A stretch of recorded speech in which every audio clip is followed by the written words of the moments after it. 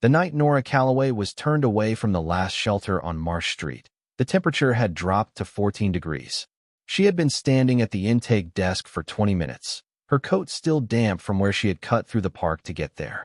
The woman behind the counter had kind eyes, the sort that apologize before the mouth does, and she told Nora they were at capacity. If you're enjoying this story so far, don't forget to hit the like button and subscribe. Drop a comment telling me where in the world you're watching from. I love hearing from you. Had been since October. There was a waiting list, and Nora's name could go on it. But the earliest opening was 6 to 8 weeks out, and there was nothing to be done about tonight. Nora said thank you and walked back out. The cold pressed in immediately, heavy and specific.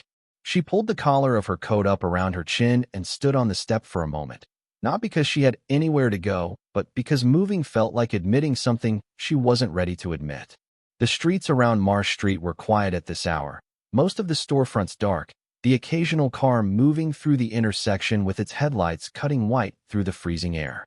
She had a backpack over one shoulder, the strap fraying where it met the seam, and inside it was everything she owned.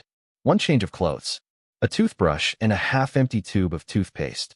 A granola bar she had been stretching for 2 days. The charger for a phone she'd lost in September. A library card. And at the very bottom, sealed inside a plastic freezer bag so the cold couldn't reach it, a white envelope her grandmother had pressed in her hands 3 years ago and told her to keep until she truly needed it. She had not opened it. Not once. But standing on the steps of a shelter that had no room for her, with the temperature still dropping and nowhere she could point to on a map and call hers, Nora thought about that envelope more than she had in months.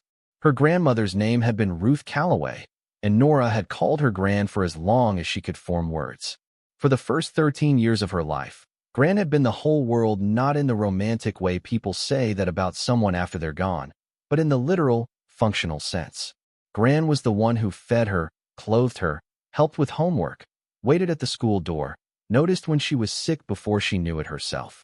The apartment they shared on the 4th floor of a building on Elmwood Avenue was not large and not new and not in a good neighborhood, but it was steady, and steadiness was the thing that mattered most. Nora's parents had died when she was 4. A car accident on the interstate, the kind that earns a single paragraph in the local paper and then disappears. She had no memory of them, only the photographs Gran kept in a shoebox on the closet shelf. Her mother in a yellow dress at somebody's wedding, smiling at something off camera. Her father in a winter coat with his head thrown back laughing. Whatever had made him laugh already gone from the frame. Gran didn't speak about them with performance or with grief that expected company. She spoke about them the way you speak about people who were real, who mattered, who simply aren't here anymore. There was more love in that steadiness than most people manage with words. Gran had worked as a seamstress most of her life, taking in alterations from a dry cleaner 2 blocks away and doing wedding dress repairs out of the 2nd bedroom. She was not a woman who discussed money because there was never enough of it to make conversation comfortable. But they ate well, because Gran had the gift of people who know how to turn a chicken and 3 vegetables into something that smells like an occasion. They kept the lights on. They were never evicted. And in the things that counted more than rent and someone being home, in the world not feeling entirely indifferent, in knowing that another person was paying attention to your existence, Gran had given Nora everything she had. She died 2 days after Nora's 15th birthday. A stroke, sudden and without warning. Gran had been in the kitchen making tea. Nora was in her room. She heard a cup hit the floor and thought it had slipped, and by the time she got there, Gran was already down, and the tea was spreading across the linoleum in a thin dark pool, and the kettle was still whistling on the burner. The months after that were a blur Nora still couldn't fully reconstruct. Case workers and forms and a grief that didn't come all at once but arrived in pieces, at inconvenient times, in the middle of meals or right before sleep, so that she never felt ready for it. The state offered options, and the options all had names that sounded like help and felt like different shapes of the same problem. A group home on the north side of the city with 40 residents and 2 overnight staff, and a shower that ran cold 3 days out of 7.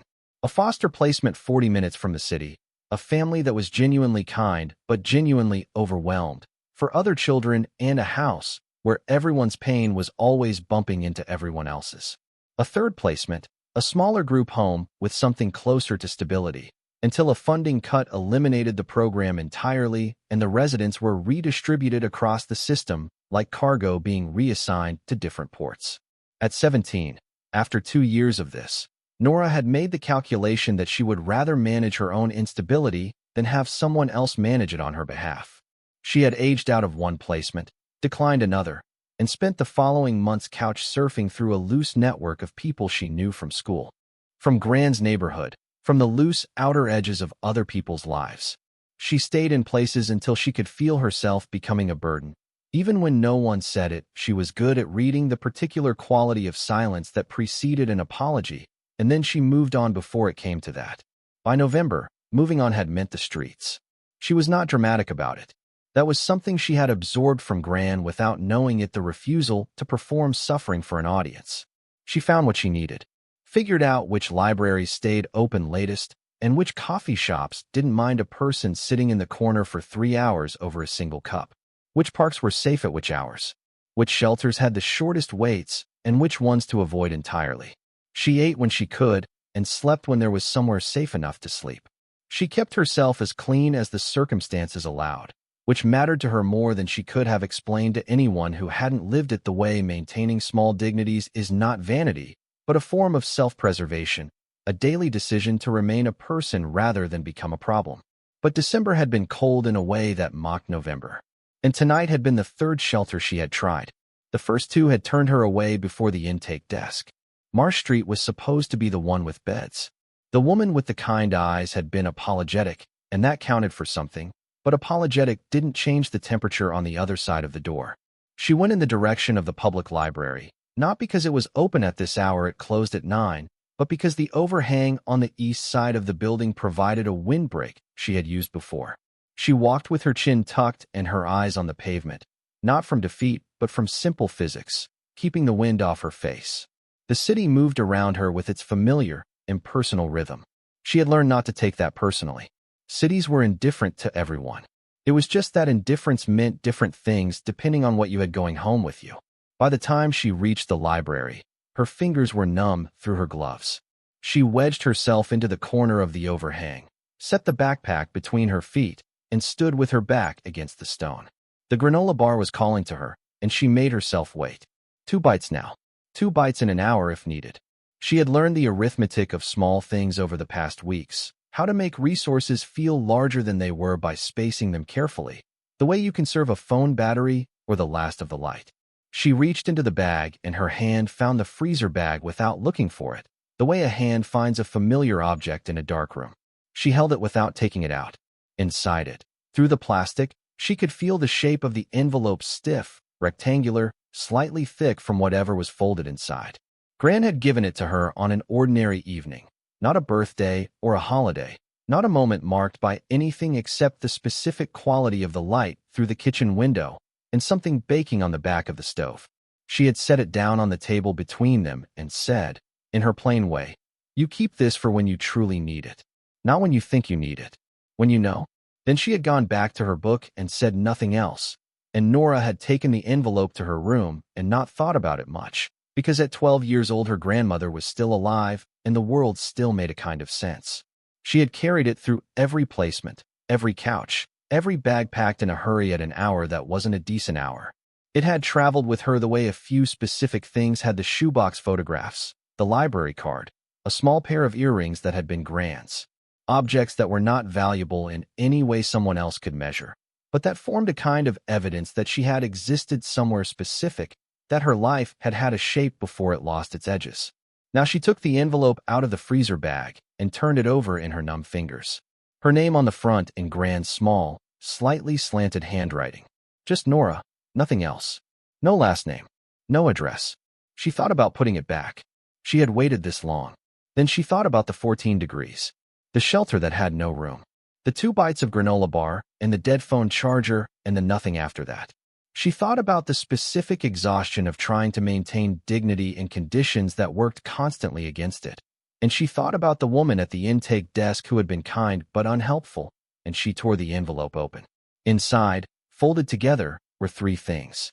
A letter, 2 pages, handwritten on both sides in Gran's careful script. A brass key, old and heavier than it looked, with an ornate bow at the top and a pattern cut through it, slipped into a small paper sleeve, and a folded page torn from a larger document, heavy cream paper, slightly yellowed, with a seal at the top and the stiff formal language of something legal and official. She read the letter first. "My Nora, I have started this 3 times and run out of nerve twice. So this time I am just going to say it plainly and let you think what you like about it. My family name is Calloway, and you know that.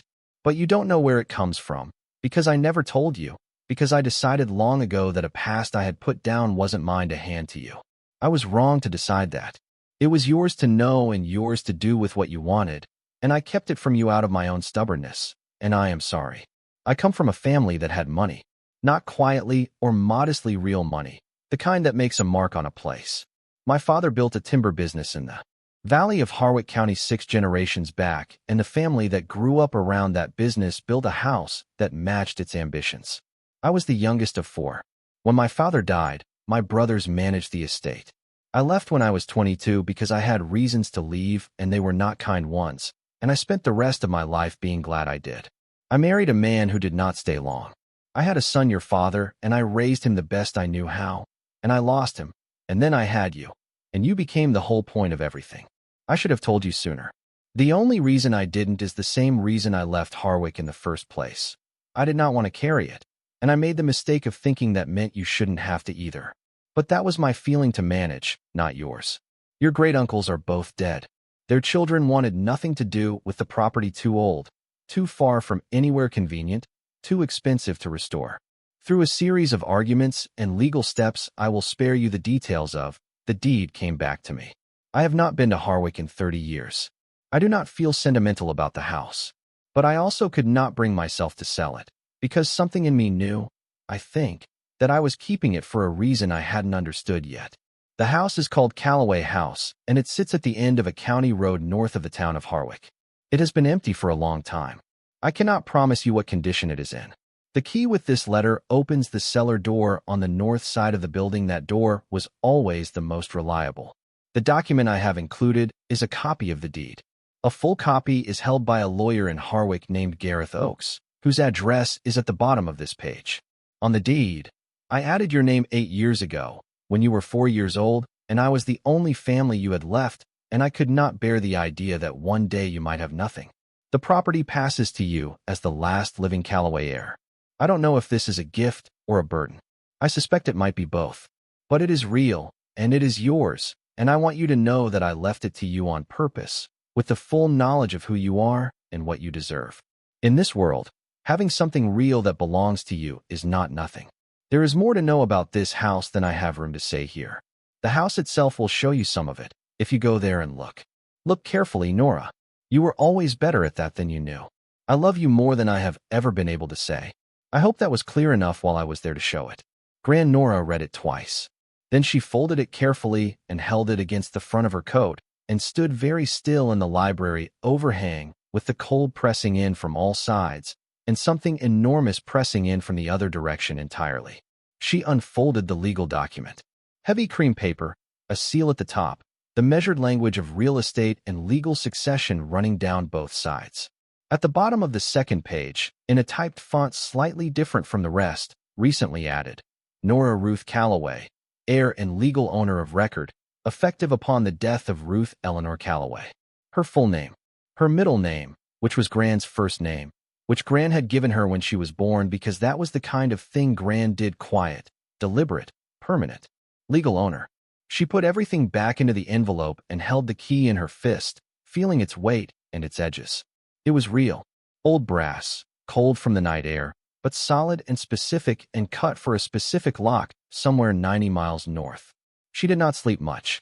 She found a spot out of the wind and sat with her back against the library stone and her mind going over and over the letter.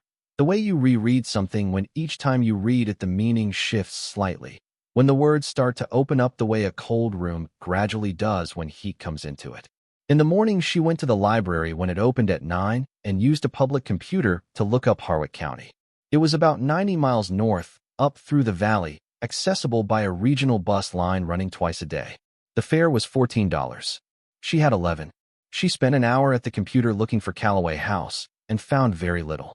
A mention in a county historical archive from 1962 describing it as a timber-era estate of considerable size and historical significance. A single photograph from what looked like the 1940s, grainy and too small on the screen to read in detail, showing a large stone and timber structure set back from a tree-lined drive. A property record from 2009 listing it as an active no-sales activity, no current assessment, no registered occupant. She found Gareth Oakes, an older man, a small firm in Harwick, his name appearing in county property records going back 3 decades. She called from the library phone using the number Gran had written at the bottom of the letter. A receptionist answered. Nora gave her name and said her grandmother had recently passed and that she had a copy of the deed for Calloway House. There was a pause. The receptionist asked her to hold, then came back and said Mr. Oakes would be in contact within the day. She sat with that for a moment. Within the day, she had 12% phone battery and $11 and a bus fare that was $3 short. She found a food pantry 2 blocks from the library that distributed transit vouchers on Tuesday and Thursday mornings. It was Tuesday. She stood in line for 40 minutes and came away with $20 on a transit card.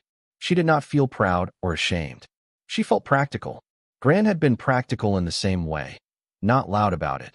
Not self-congratulatory, just methodical in the face of difficulty. You found what was available, and you used it. And you moved forward. The bus for Harwick left at 2:15 in the afternoon. She was at the station by 1:30, sitting in a plastic chair with her backpack on her lap, and the envelope pressed flat against the bottom of the bag where it had always lived, watching the departure board. The ride was 2 hours. She sat by the window and watched the city thin out in the way it always did north of the valley, the apartment towers giving way to smaller buildings, the smaller buildings to suburbs, the suburbs to the bare farmland and tree lines of the rural corridor. The sky was the color of old pewter, low and uniform, not threatening exactly but settled, the kind of sky that has made up its mind. She ate the last of the granola bar in 2 careful pieces and drank from a water bottle she had refilled at the library. She looked at the key once and put it back in her pocket. She thought about Gran. Specifically, she thought about the line in the letter, "I was wrong to make that decision for you." Gran had not been a person who admitted error with any ease, not out of arrogance, but out of the particular stubbornness of someone who had spent decades trusting her own judgment because there was no one else to consult. For those words to appear in a letter carefully formed, deliberately placed, was its own kind of reckoning. Gran had known she was wrong, had sat with that knowledge long enough to write it down and seal it in an envelope and say, "Here, take this with you." The bus stopped once at a small town before Harwick, the name of the place too small to read on the sign before they passed it. At the stop, a woman in a canvas coat got off carrying 2 bags and a child's backpack, and a man got on alone and settled into the front without looking back at the rest of the bus. Outside, in the thin light of the afternoon, the stop was just a turnout and a bench and a gas station across the road with a single pump under a tin roof. The kind of place that exists quietly and completely, needing nothing from the rest of the world except that the world continue to send the occasional bus through. Nora watched the woman walk away from the stop with the bags and the child's backpack, moving down a side road between bare trees, until the bus pulled out and the scene ended. She thought about ordinary life, about how it looked from outside of it, the way she had always had to watch it from a remove, from the shelter queues and the group home TV rooms and the windows of other people's routines. She had spent a long time looking at how other lives were structured because she had been building blueprints for her own from scratch, with no inheritance of habit or history or place to work from. Until now, Nora thought about her father, his photographed face, his head thrown back laughing at something she would never know.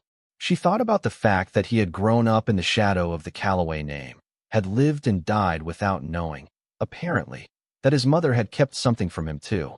Or maybe he had known. Maybe some things get left out of the photographs. The bus stopped twice before Harwick, pausing in small towns that felt like commas between larger statements: a gas station and a diner and a church and 30 houses spread out behind them. At the second stop, an older man in a canvas jacket got on and sat across the aisle with a paper grocery bag on his lap. He looked out the window and did not speak, which was all she asked of strangers on long trips. The Harwick stop was not a station. It was a metal shelter beside a gas station at the edge of town, a roof on 4 posts with a single bench and a trash can that needed emptying. The bus pulled in and the door opened, and she stepped down into cold air that smelled immediately different from the city. Sharper. It carried pine and frozen earth and the faint iron smell of moving water somewhere behind the tree line. The sky was starting to fade at its edges, the gray going thin and pale in the west. She had an address from the deed. She entered it into her phone battery at 18% and brought up a map. For miles north of where she stood, on a county road that ran out of town and into the hills. She could not afford a cab. She started walking. Harwick was a town that had once been larger and had spent the past 30 years in quiet, undramatic contraction. The main street had a hardware store, a diner with its lights on, a pharmacy, a small insurance office, a church with a hand-painted sign showing service times, and a scripture passage that someone changed weekly. The houses on the residential blocks were mostly older, well-maintained in the understated way of places where people have stopped expecting visitors' front porches with good bones, lawns that got mowed, and not much else. A few people were out in their driveways or on their steps, and they glanced at her without comment. A teenager with a heavy backpack walking alone at this hour in this cold was slightly unusual, but not enough to stop for.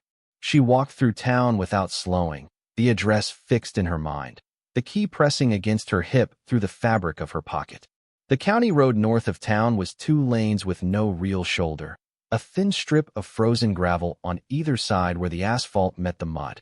Trees crowded in close from both sides as she left town behind, mostly bare, their branches forming a gray and complicated lattice against the sky. The road had a slight upward pitch that her legs registered after the first half-mile. She had not eaten properly in 2 days, and she felt that too, the particular hollow quality in her muscles that was different from ordinary tiredness. But the cold was manageable if she kept moving, and she kept moving. She watched the mailboxes as she went. The numbers climbed in the direction she needed. The lots grew larger. The houses spaced further apart, then disappeared entirely, and the road became just a road through the woods with no evidence of human occupancy on either side.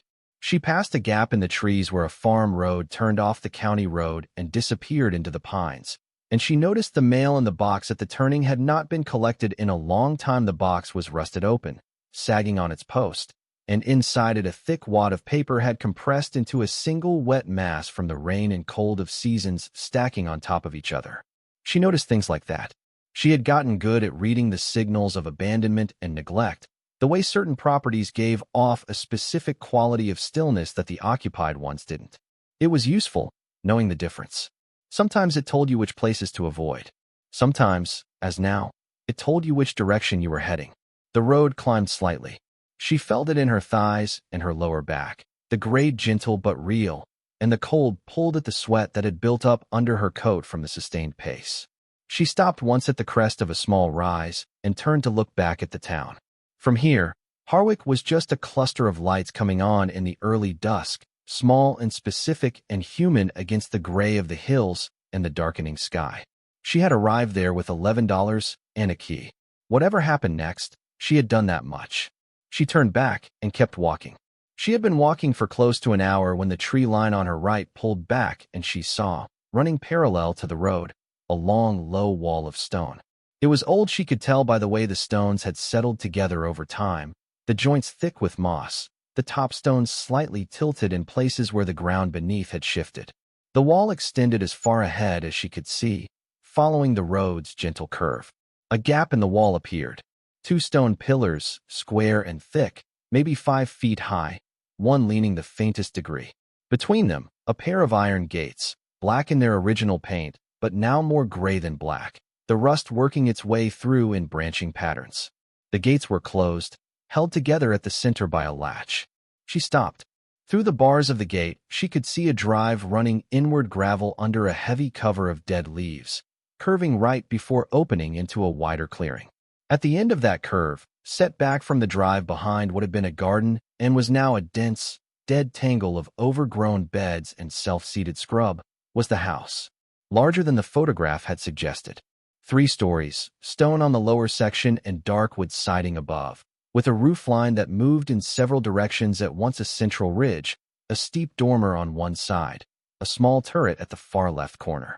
The front face had 4 large windows on the ground floor flanking a heavy door set inside a stone arch, and 6 windows on each of the upper floors, all of them intact. No broken glass. That was the first thing she checked. The northeast corner was covered entirely in ivy, thick and dense and gray with the season. The rest of the stone was bare and faintly greenish, the color that comes from decades of moisture working against the surface. The porch on the right side still had its railing in most places, though one section near the steps had come away and leaned at an angle against the balustrade. The garden between the drive and the front of the house still held the ghost of its original design, the shapes of planting beds under the overgrowth, the remnant of a central path now barely distinguishable from the ground around it, a low hedge that had grown wild and tall and then died back into a dense, leafless mass. Nora stood at the gates and did not move for a long moment. The house was real. She had not entirely let herself believe it would be. She had spent most of the bus ride and most of the walk constructing a quiet interior argument for why this might come to nothing, the house demolished, or not at this address, or blocked by a gate she couldn't open. The argument fell apart in the face of what was in front of her. She reached for the latch. It had seized with rust, and she had to work it back and forth, applying pressure from different angles, until something in it gave. The gate swung inward on stiff hinges with a sound that traveled through the quiet afternoon. She walked through. The gravel crunched under her feet. The dead leaves over it made a softer sound underneath, a dry whisper.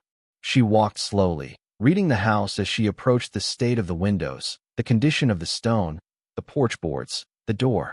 The stonework was solid. No collapsed walls, no buckled foundation showing. The wood siding on the upper floors had weathered gray and needed paint, but it had not rotted through in the places she could see. The front steps were stone and looked sound. She went up them and tried the front door on instinct. Locked, of course. The lock was a large iron mechanism, heavy and cold. She remembered. The cellar door, north side. She went around the left side of the house along a narrow strip of flagstone between the building and the garden. The north face had less light, the stone darker and the lichen heavier here, and the large oak tree whose roots had been lifting the path for decades had succeeded in breaking 2 of the stones into thirds. She picked her way carefully. The cellar door was exactly where Gran had described it. Set into the foundation at a shallow angle, 2 heavy wooden panels, iron handle, and a brass padlock on the hasp.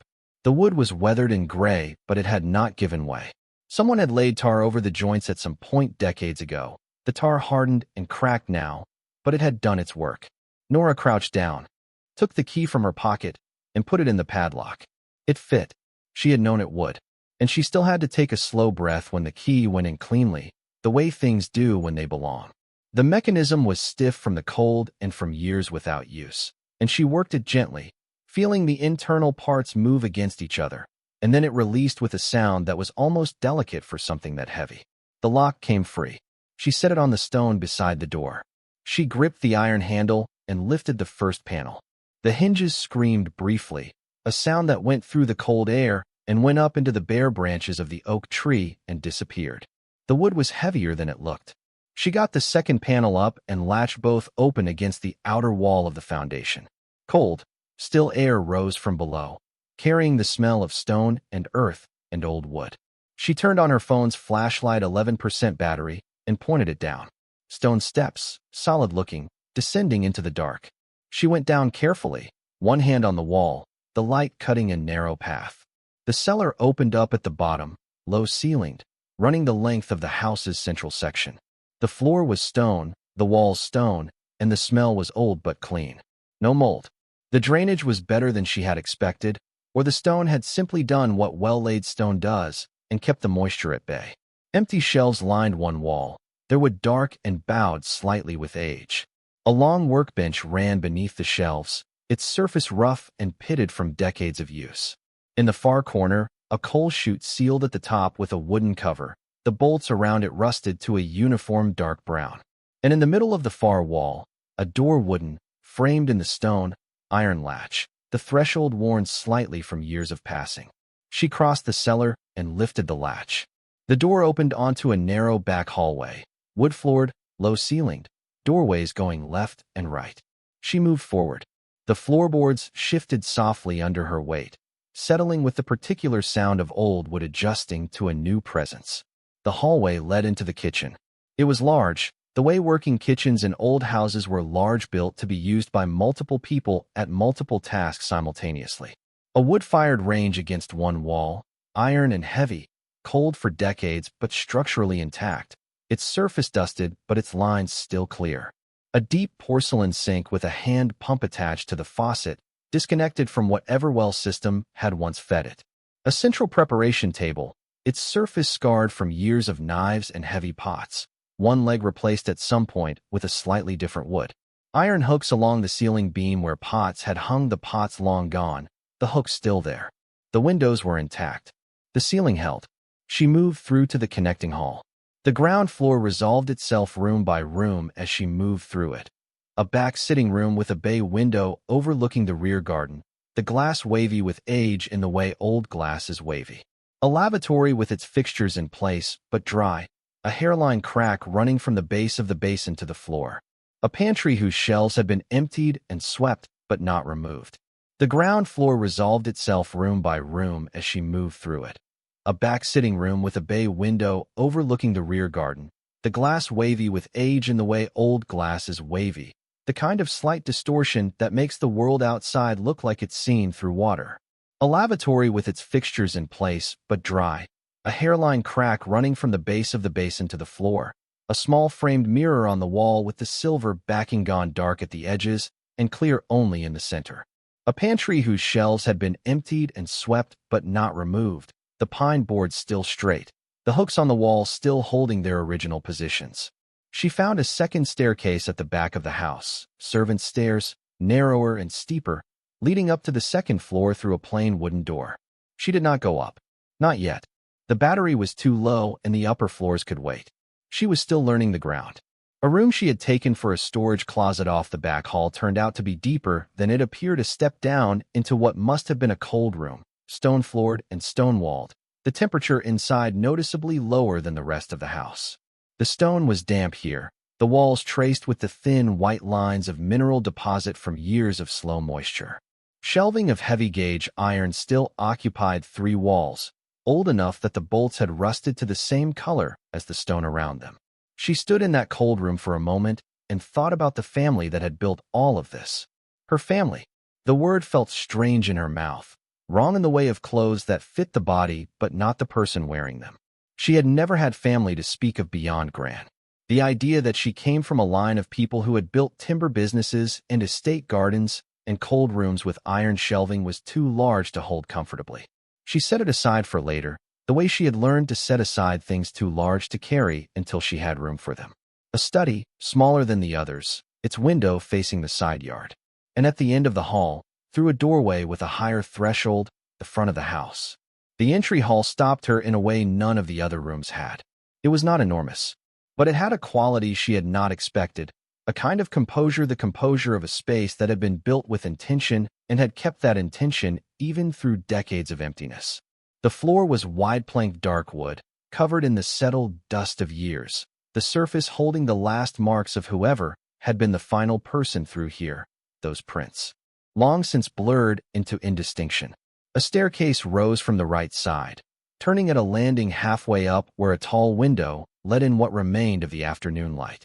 The walls were wood-paneled to shoulder height and plastered above, and on the plaster, 2 rectangular patches slightly lighter than the surrounding surface, the shadows of frames that had hung for long enough to protect the wall beneath, and had then been taken.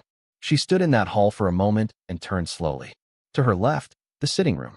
2 windows facing the front, a marble fireplace surround, the grate cold and clean, 2 wooden chairs pushed against one wall, as if moved out of the way in preparation for something that never happened. To her right, the dining room. A long table still in place, 8 feet at least, with 6 of its 8 chairs remaining.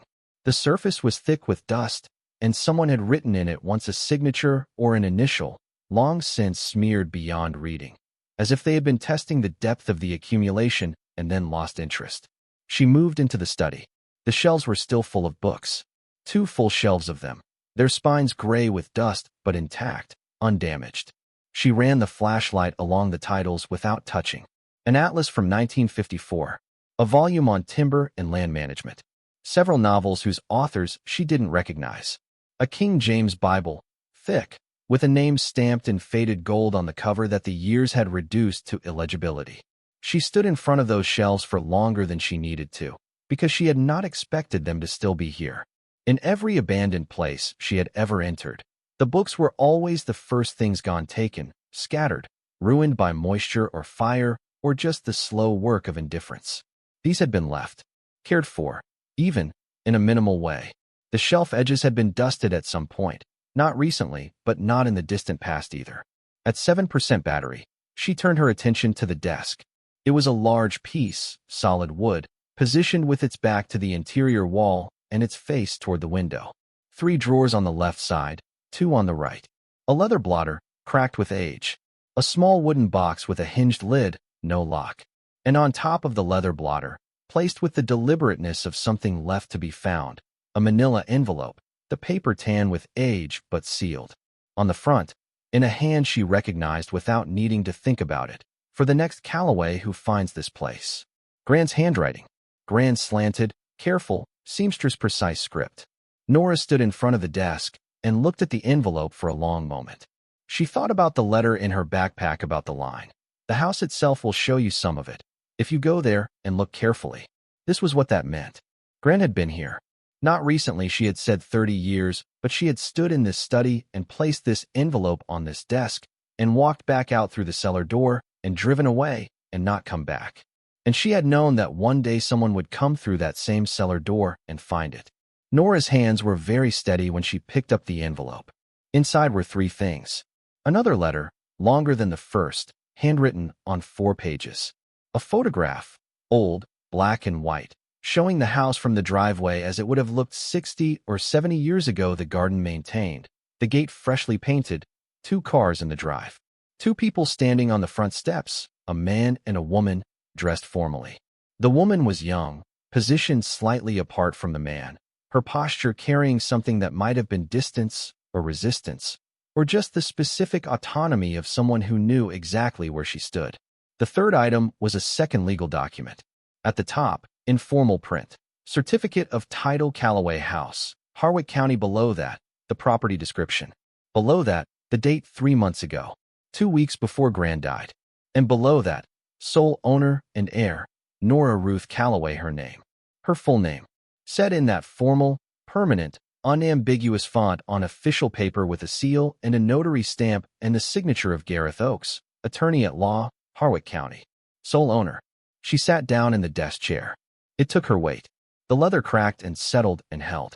She sat there in the near dark, the last light of the afternoon coming thin and blue through the study window, and she looked at her name on that paper and felt something she could not immediately name. It was not happiness exactly, not relief, though relief was part of it. It was something older and more structural than either of those, the specific sensation of a thing that has been missing from a foundation finally being put back, the way a building settles when what was absent is restored. She thought about all the nights she had not had a key that belonged to her. All the time she had entered a space as a guest or a temporary arrangement or a managed placement, always conditional, always contingent on the goodwill or the funding or the capacity of someone else. The group homes had given her a bed with her name on a piece of tape on the frame. The foster family had given her a room that was really a room for whoever needed it next. The city shelters would have given her a bunk number. None of it had been hers. This deed had her name on it. Not her placement number. Not her case file. Her name, Nora Ruth Calloway, in a legal document that had been prepared with a notary stamp and a lawyer's signature and the deliberate intention of a woman who had decided 8 years before her death that this property would go to her granddaughter and not to anyone else. She thought about the Marsh Street shelter, the woman with the kind eyes and the 6 to 8 week waiting list, the 14 degrees, the 2 bites of granola bar rationed against the dark. She thought about Gran sitting at the kitchen table 8 years ago, with a 4-year-old Nora somewhere in the next room, adding her granddaughter's name to a property deed in a county she hadn't visited in decades, making it legal and permanent because she understood that permanence was the only real gift, that temporary help is a kind thing, but real security requires that something in the world has your name on it and cannot be taken back. The afternoon light through the window had gone from blue to gray. The house around her was quiet in the particular way of old buildings, not silent, exactly, but full of small sounds that had nothing to do with people. The creak of wood adjusting to temperature. The faint complaint of an iron hinge somewhere in the walls. The house breathing, if she wanted to think of it that way, and she found that she did. The phone battery hit 5%. She turned off the flashlight to preserve it and sat in the near dark, reading the first page of the long letter by the fading window light. Gran's handwriting was small enough that she had to hold it close. The letter began, "There are things about this house and this family that you deserve to know, and there are things in this house, and I mean that word exactly, that will change how you understand both." Nora stopped at that line. "Read it again. Things in this house." She lowered the letter and looked around the study. The bookshelves, the walls with their wood paneling, the floor, the small wooden box on the desk that she had not opened yet. Gran had not just left her a house. There was something here to find. Something physical, something placed or hidden or preserved, and Gran had known about it and had chosen to send Nora to it rather than explain it in a letter. She looked at the wooden box. It was small, 6 inches on a side, maybe less, its surface worn smooth from decades of handling. The wood a medium brown, gone slightly darker at the edges where hands had gripped it repeatedly. A hinged lid. A simple latch, no lock. She noticed the wear pattern first. The smoothness was not uniform. The right side of the box had been handled more than the left, the way a right-handed person would carry it. The lid hinges were stiff, but not rusted closed. The wood had been oiled at some point, not recently, but within the memory of someone who had cared for it intentionally. This was not an object that had been set down and forgotten. It had been tended. She opened it. Inside, resting in a bed of old cloth that had once been green and had faded to something between sage and gray, were 2 things. A key she did not recognize, smaller than the cellar key, with a different bow, the kind that opened an interior lock rather than an exterior one, the brass of it slightly darker at the tip where it had been inserted into a lock many times.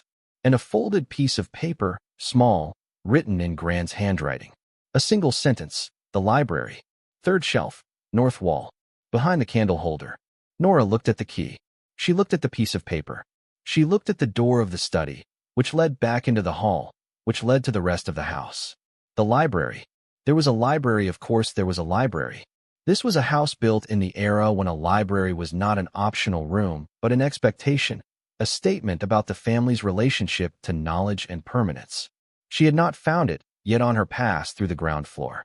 It was somewhere she hadn't gone, a door she had taken for a closet, a room, behind a candle holder. She understood, even without seeing it, what that meant. She had read enough and noticed enough and spent enough time in old houses in the margins of other people's lives to know what a candle holder mounted to a bookshelf on the 3rd shelf of the north wall in an old library meant. It meant a lever. It meant a mechanism. It meant something behind the wall that the wall was meant to conceal. Gran had known about it, had left this key, had written this instruction on a small piece of paper and folded it into a box and placed that box on a desk in a study in a house 90 miles from where Nora had been sleeping on the street. The phone went dark in her hand. Battery gone. She sat in the study of Calloway House in complete silence. No phone, no light except the last gray remnant of the afternoon through the window. The house settled quietly around her, wood and stone adjusting to the cold, the occasional tick of contraction in the beams above. Somewhere in this building, in a room she had not yet found, behind a candle holder on the 3rd shelf of the north wall, there was something her grandmother had kept hidden for 30 years and had chosen to leave for her. Outside, through the study window, the last light was going out of the sky over Harwick County. Nora Calloway sat in her house, in the dark, and waited for her eyes to adjust. She sat in the dark study for a long time after the phone died. Not out of defeat. She was not done. But the dark had settled in fully now, and moving through an unfamiliar house with no light was a different proposition from moving through it with a flashlight at 11%. She needed to think before she moved. The window above the desk gave her the moon's beginning, a thin, watery light that barely reached the floor, more suggestion than illumination, the kind that lets you see shapes but not surfaces. By it, she could make out the desk, the bookshelves, the door. She could see her own hands. That was enough to work with. She had found candles during her pass through the kitchen. Not recently, Not deliberately, she had noticed them the way she noticed most things, peripherally, filed away without conscious effort. A drawer near the range had been left slightly open, and inside it, visible at the edge of her flashlight beam, the stumps of 3 or 4 candles and a box of matches. The matches were what mattered. She held that memory now like a resource to be deployed carefully. She also thought about the lantern she had seen hanging in the cold room that had looked like an oil lantern, the kind that would still work if the oil was still in the reservoir. She would check both. She would go to the kitchen first, get light, then find the library.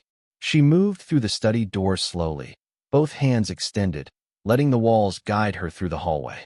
The moon gave just enough at the windows to keep her oriented, the pale rectangles of glass appearing on the right side as she moved toward the back of the house, each one a landmark. She counted them, 2 windows before the kitchen turn. She felt the doorframe on her left and went through. The kitchen drawer was where she remembered it. The matches rattled as she pulled the box open, that dry, papery sound of things kept in a place too cold for full damp, but not dry enough to prevent all softening. She took one out and struck it against the box side. It caught on the second try. The flame was small and bright, and it changed the room entirely, the way the first flame always does in a dark place, pulling the walls in, making the space intimate and immediate in a way that total darkness does not. She moved quickly to the candles before the match burned down, lit the longest one, and watched the kitchen resolve itself into the warm and specific reality of an old room illuminated by something honest. The copper range, the hanging hooks, the porcelain sink with its mute pump handle, the table with its century of knife scars, all of it present and specific in hers. She found a cracked saucer on the shelf above the sink and dripped wax into it, fixing the candle upright. She held it out, and the light moved with her as she went back into the hall. The library was a door she had misjudged. She had noted it on her first pass, a door in the north wall of the back hallway, between the cold room and the pantry, and had dismissed it as a linen cupboard or a storage space based on its narrowness. It was narrower than the other doors, set slightly deeper in the wall, with a plain wooden surround and no visible lock. She had not tried the handle. She tried it now. The door opened inward, and the room behind it was not narrow at all.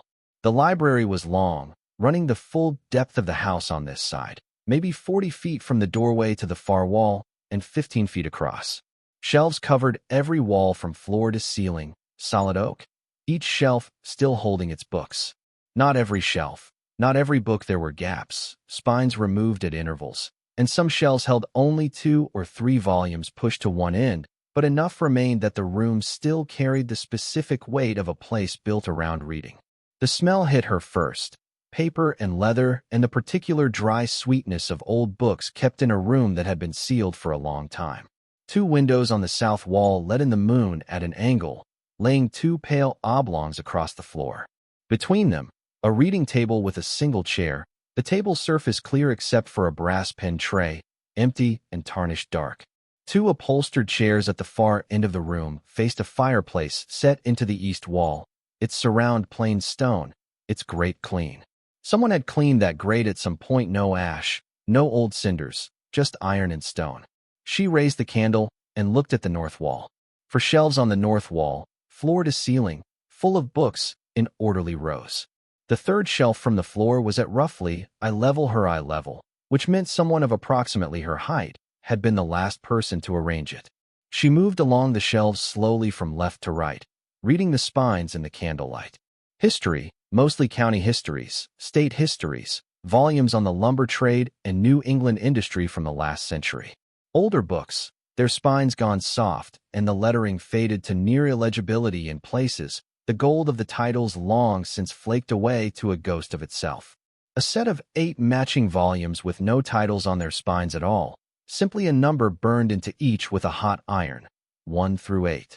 She ran a finger along the third shelf, not touching the books but close, reading each spine. Land surveys, geological assessments, a volume on contract law from 1942, a farmer's almanac from 1958, a dictionary, a Bible, smaller than the one in the study. And near the center of the third shelf, between the geological assessments and the contract law volume, a candle holder. It was attached to the shelf itself. She could see, as she got closer, that the base was secured with a bracket, old brass bolted to the oak of the shelf. It was not a decorative item sitting independently. It belonged here, to this specific spot, in the specific way of things that have a purpose disguised as an ornament. The candle in it was a stub, burned to about an inch, the wax hardened and slightly yellowed with age. The brass was dark and dull everywhere except at one specific point where a hand had gripped it, which was bright and worn smooth from repeated contact. Not one hand, many hands, over many years. She set her own candle on the reading table and turned back to the shelf. Her hand closed around the candlestick. It was cold and solid, the brass thick enough to take real grip. She pulled down first, the natural movement. Nothing. She tried left, then right. Right had resistance, like something catching against a mechanism beneath the shelf surface. She applied more pressure, pushing right against that resistance, feeling for the point at which it would give, and heard something inside the wall shift a low, deliberate click, the sound of a counterweight moving through a channel cut for exactly this purpose, and the section of shelving in front of her, 2 shelves wide and 4 shelves tall, swung inward 2 inches and stopped. She stood very still. Her heart was doing something she could feel in her throat. She put both hands on the edge of the shelving unit and pulled. The unit moved on a pivot, smooth and well-balanced, swinging out at a shallow angle into the library. The hinges were large and old, set deep in the wall, and they moved without complaint. No screaming iron, no dragging of wood across stone, just the smooth, slightly heavy movement of something engineered to work. Whoever had built this had maintained it. Someone had oiled these hinges within the last decade. Someone had been here and kept this mechanism functional even while the rest of the house was left to dust and time. She filed that away. Someone had been here. Behind the shelving, a narrow opening in the stone wall, perhaps 20 inches wide, the edges cut cleanly into the stone block. She picked up the candle from the reading table and held it to the gap. Cool air moved outward from the opening, slow and steady, the breath of a space that had been sealed for a long time. The opening was tight. She would have to turn sideways to fit, and beyond it the candle showed a second space, small and stone-walled, the ceiling low. She could not see the floor. She could not see the far wall. She went through sideways, leading with the candle.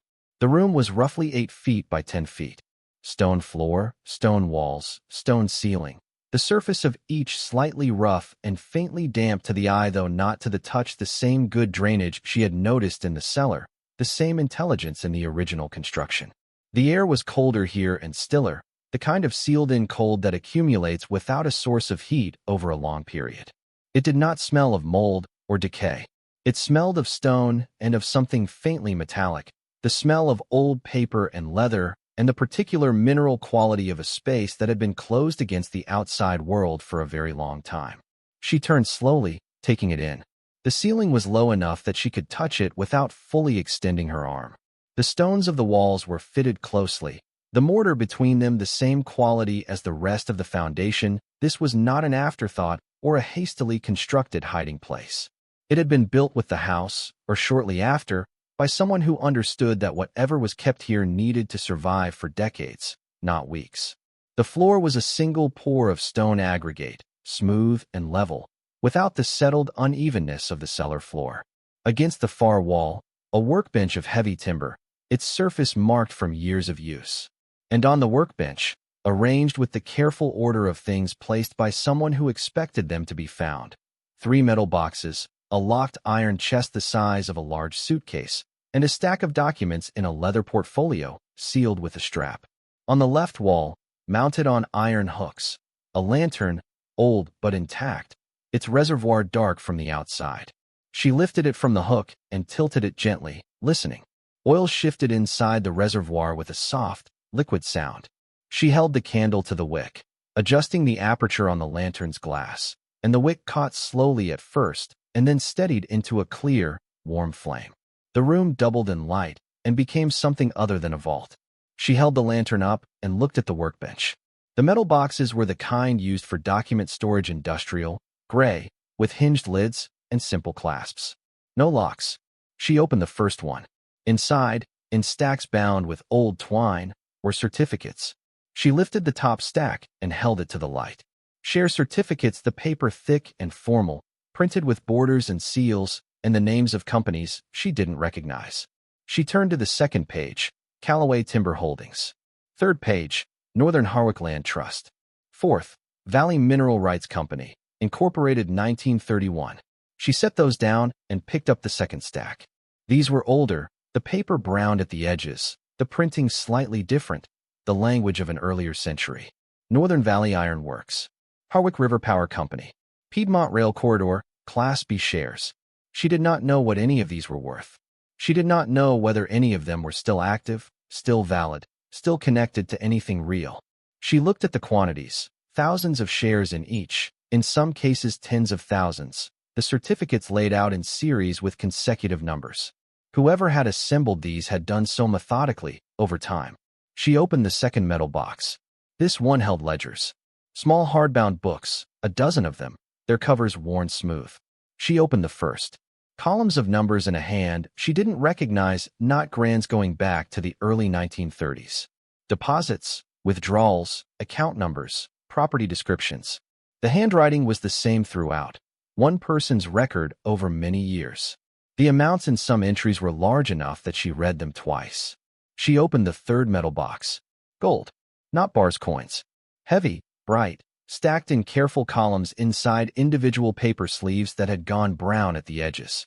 $20 Liberty pieces, she saw on the first few, the date 1928 stamped on the reverse. She lifted one out of its sleeve and held it in the lamplight, turning it. The relief was sharp. These had never circulated. They had been pulled from somewhere and kept, away from use, since before the Depression. She counted the columns visible through the open lid 12, maybe 15, and stopped counting because the arithmetic was already becoming difficult. She stood at that workbench in the stone room behind the library of Calloway House and held a gold coin from 1928 that had been kept in a sealed room for close to 100 years, and she thought about the granola bar she had been rationing. She set the coin back carefully. She opened two more of the paper sleeves before making herself stop. $20 Liberty pieces throughout. She had seen enough images of them in school to know what they were.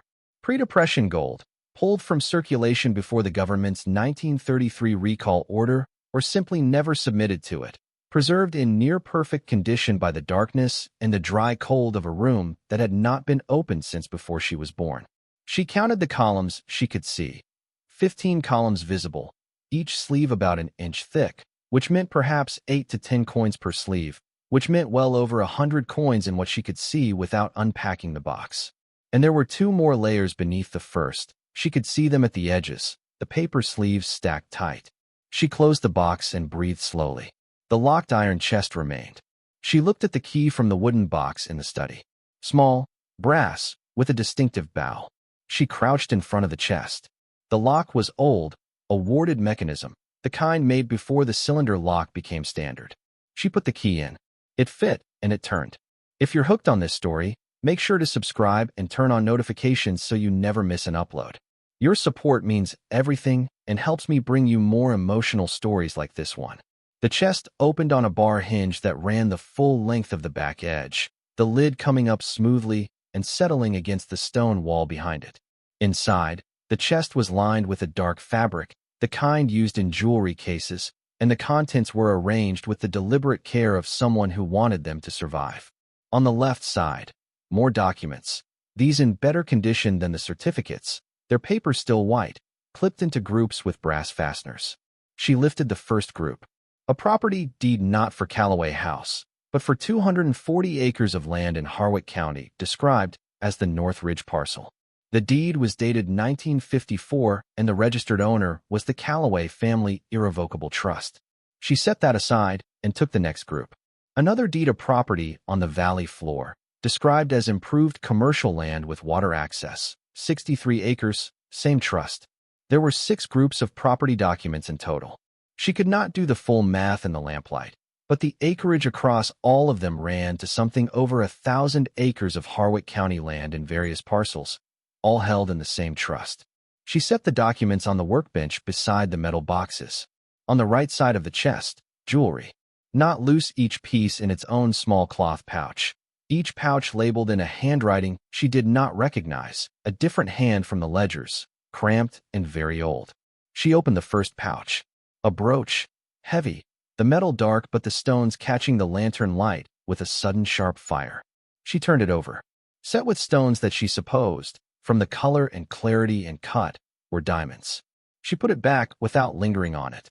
She opened 3 more pouches. A necklace, matched stones, the setting ornate in the style of the early 20th century.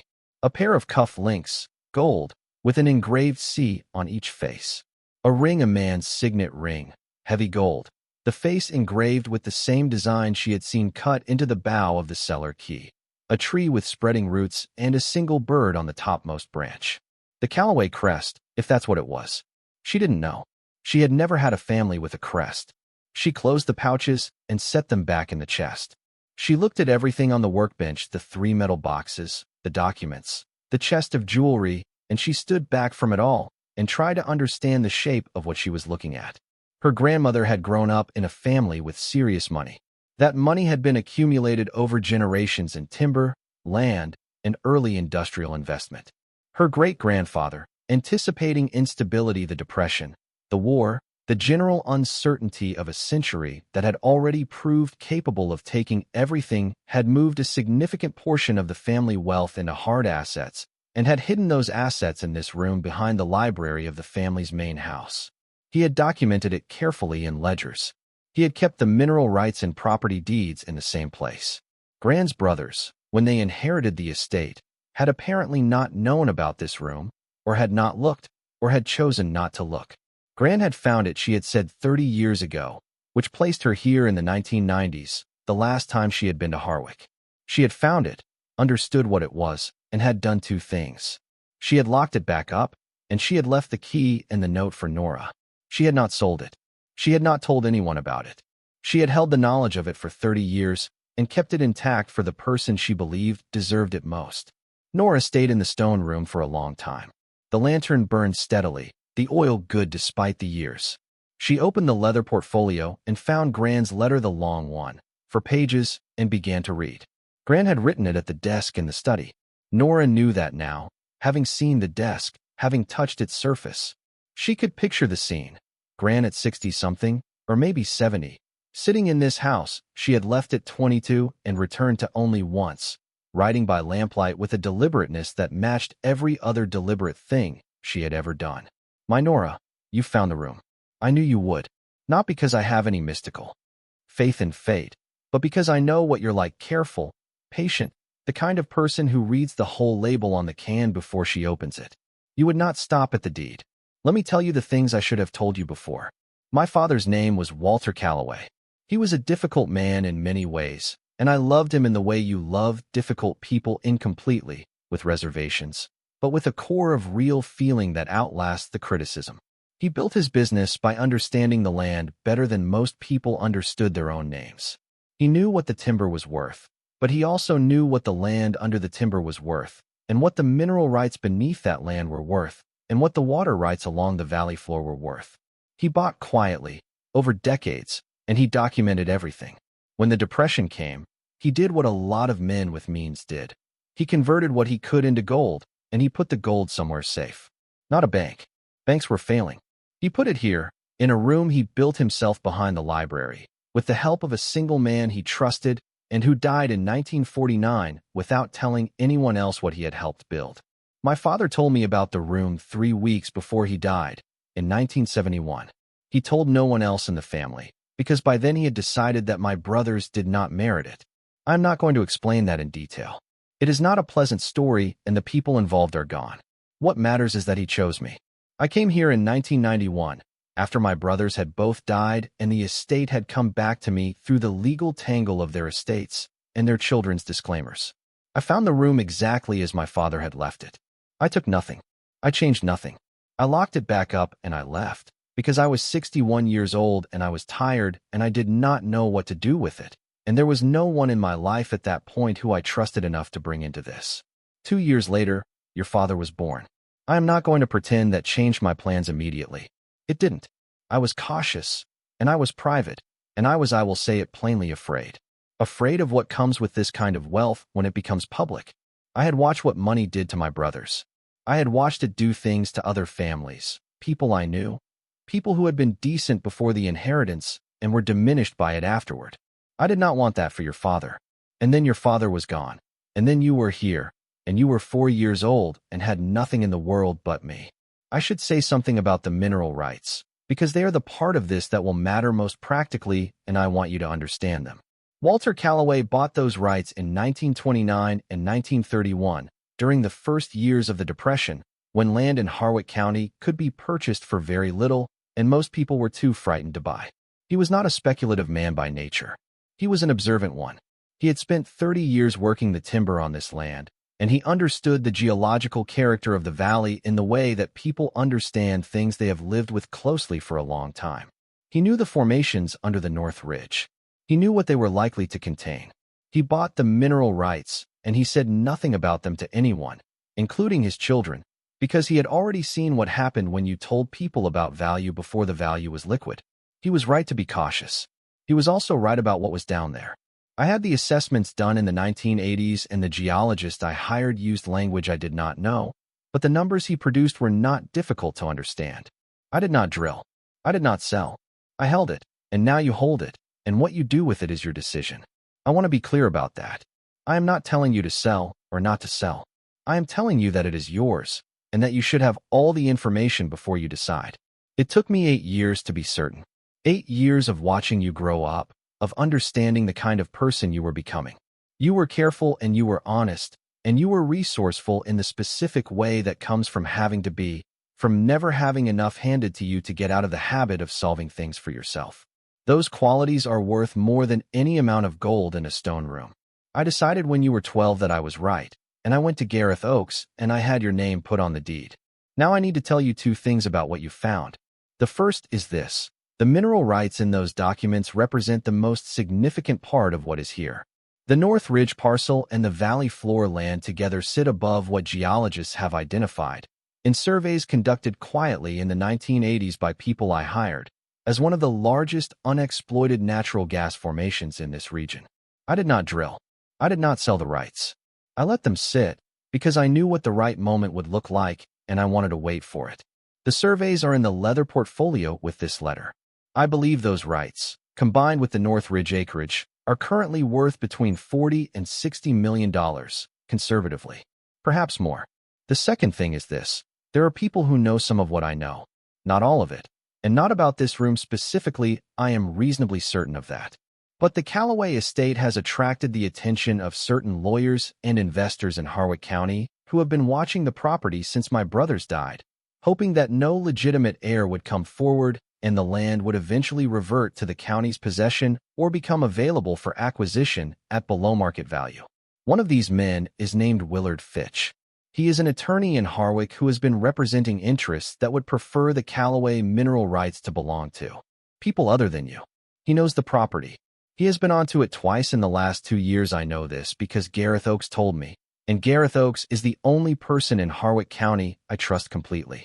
Gareth is expecting to hear from you. Go to him before you do anything else with what you've found.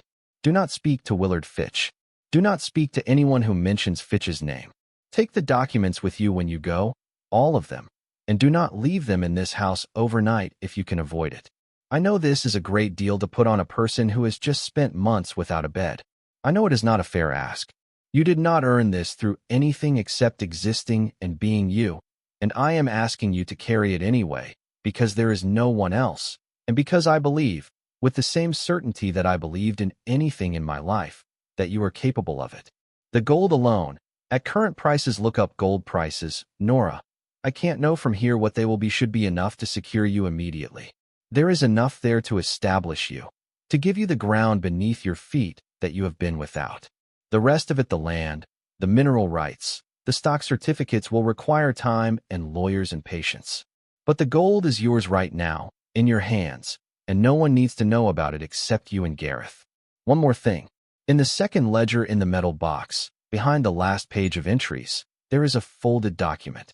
I added it on my visit in 1991. It is the only change I made to this room on that visit.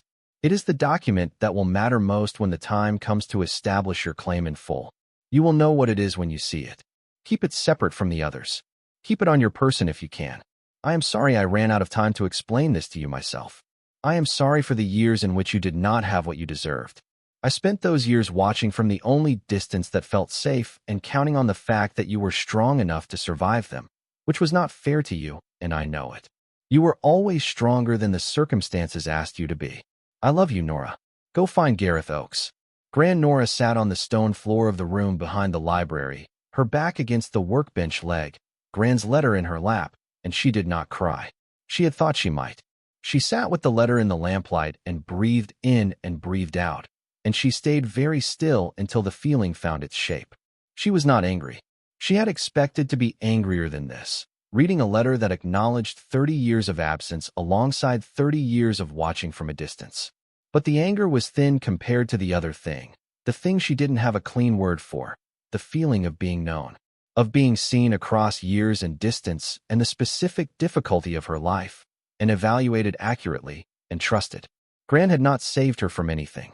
She had watched her go through it and trusted that she was strong enough to survive it. That was not the same as help, and Nora understood that. It was not the same as being there.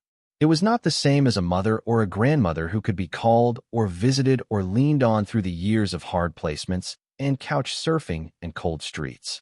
Gran had made a choice that kept Nora at arm's length from this inheritance until she was old enough to handle it. And that choice had meant years of poverty and difficulty that might have been otherwise. But she had also done something that no one else in Nora's life had done. She had watched her, specifically, across 12 years of growing up, and she had decided deliberately and legally, and in writing that Nora was the person this responsibility belonged to. Not because she was a Calloway by blood, though she was. Because of who she was. The care and the honesty and the resourcefulness that Gran had listed with such specific recognition. Gran had seen her. That was the thing that sat heavier than the gold in the metal box or the mineral rights in the leather portfolio. Gran had paid close enough attention to know who Nora was becoming, and she had decided that person was worth betting everything on. She sat with that until it settled, and then she got up from the floor and got to work. She went to the second ledger in the metal box and turned to the back, behind the last page of entries. The folded document was there, exactly where Gran had said. She unfolded it carefully, moving close to the lantern. It was a legal instrument, a family trust document, formal and multi-paged, dated 1931. At the top, the Calloway Family Preservation Trust. Below that, the parties to the trust, Walter James Calloway, grantor. And at the bottom of the final page, in a section labeled Irrevocable Beneficiary Designation, a paragraph that had been added later in different type newer paper, different typeface, notarized separately naming Nora Ruth Calloway as the sole and irrevocable beneficiary of all trust assets, effective upon the most recent grantor's death, with all rights to principal and income vesting immediately and in full. The trust had never been dissolved. It was still active. The assets it held, which included all of the mineral rights and a large portion of the land parcels, were legally, at this moment, hers. She folded it carefully and put it in the front pocket of her jeans, against the outside of her leg, where she could feel it. Then she began moving quickly and methodically through the room, doing what Gran's letter had told her to do. She took the leather portfolio. She took the property deeds from the chest. She took the mineral rights surveys. She left the jewelry in the chest and locked it. She left the gold. She could not carry it safely, and she would not need to tonight. She stacked everything she was taking into a manageable pile and wrapped it in the cloth that had lined the chest, tying it into a rough bundle. She was not panicking. She was being practical in the way Gran had taught her, not by instruction, but by example, the way you respond to an urgent situation, not with alarm, but with ordered action, one step after the other, until the situation has been addressed. She carried the bundle out through the library, pulled the shelving unit back into place, heard the mechanism click as the latch re-engaged. The room disappeared again behind its wall of books. She set the bundle on the reading table and thought about the next step. She needed a phone. Hers was dead, and she had no charger. Gareth Oakes needed to hear from her, and Gran's letter had made the urgency clear: do not leave the documents in this house overnight. She went back through the house to the study, carrying the candle. On the second shelf of the bookcase, behind a row of ledgers, she had noticed something on her first pass that she had not registered fully: a rectangular shape, dark, with a cord trailing from its base. She pulled the books forward and found it. A telephone. Not old, well, old, but not antique. A desk phone from the 1980s, black plastic, heavy, with a coiled cord connecting the handset to the base. She lifted the handset and listened. A dial tone. The line was live. Someone had kept the phone account active. She thought about that for a moment. Gran, or Gareth Oakes, or both, maintaining the minimum infrastructure of the house's connection to the world. One more deliberate thing in a house full of deliberate things. She dialed Gareth Oakes from memory. The number Gran had written at the bottom of the first letter. She had read it enough times on the bus that it had settled somewhere reliable. 2 rings. 3. Then a woman's voice, older, careful. Oakes and Associates, good evening. Good evening. So it was still evening. She had lost track of the hour in the dark. My name is Nora Calloway, she said. I left a message this morning. I'm calling from Calloway House. I'm here now, and I've found the room. A pause. Then, please hold. She held. The line was quiet, the kind of quiet that phone lines had before everything went digital, a faint hiss beneath the silence that told you the connection was real and alive. Through the study window, she could see the moon higher now, the clouds breaking slightly around it. More light coming through the bare branches of the oak tree outside. A man's voice came on the line. Older, measured, unhurried. Miss Calloway, this is Gareth Oakes. I've been expecting this call for a very long time. My grandmother's letter said to call you first. She was right. Where exactly are you in the house? The study. Is it dark from the outside? No light showing in the front windows? She thought about the candle she had blown out, the darkness she had moved back through to reach the study. Yes, nothing visible from outside. Good. Keep it that way for now. A pause. She heard paper moving, the sound of a man who was already at his desk, already looking at documents he had been keeping ready. Miss Calloway, before anything else, how much of the room did you find? Your grandmother described it to me in general terms only. I was never inside it. The metal boxes, the ledgers, the iron chest, property deeds, mineral rights surveys, jewelry, and the 1931 trust instrument with the beneficiary amendment. A silence that was different from the previous ones, more considered, heavier with implication. Do you have the trust instrument on you now? In my pocket. Keep it there. Don't put it down. He exhaled slowly. I have your full deed and the supporting paperwork here.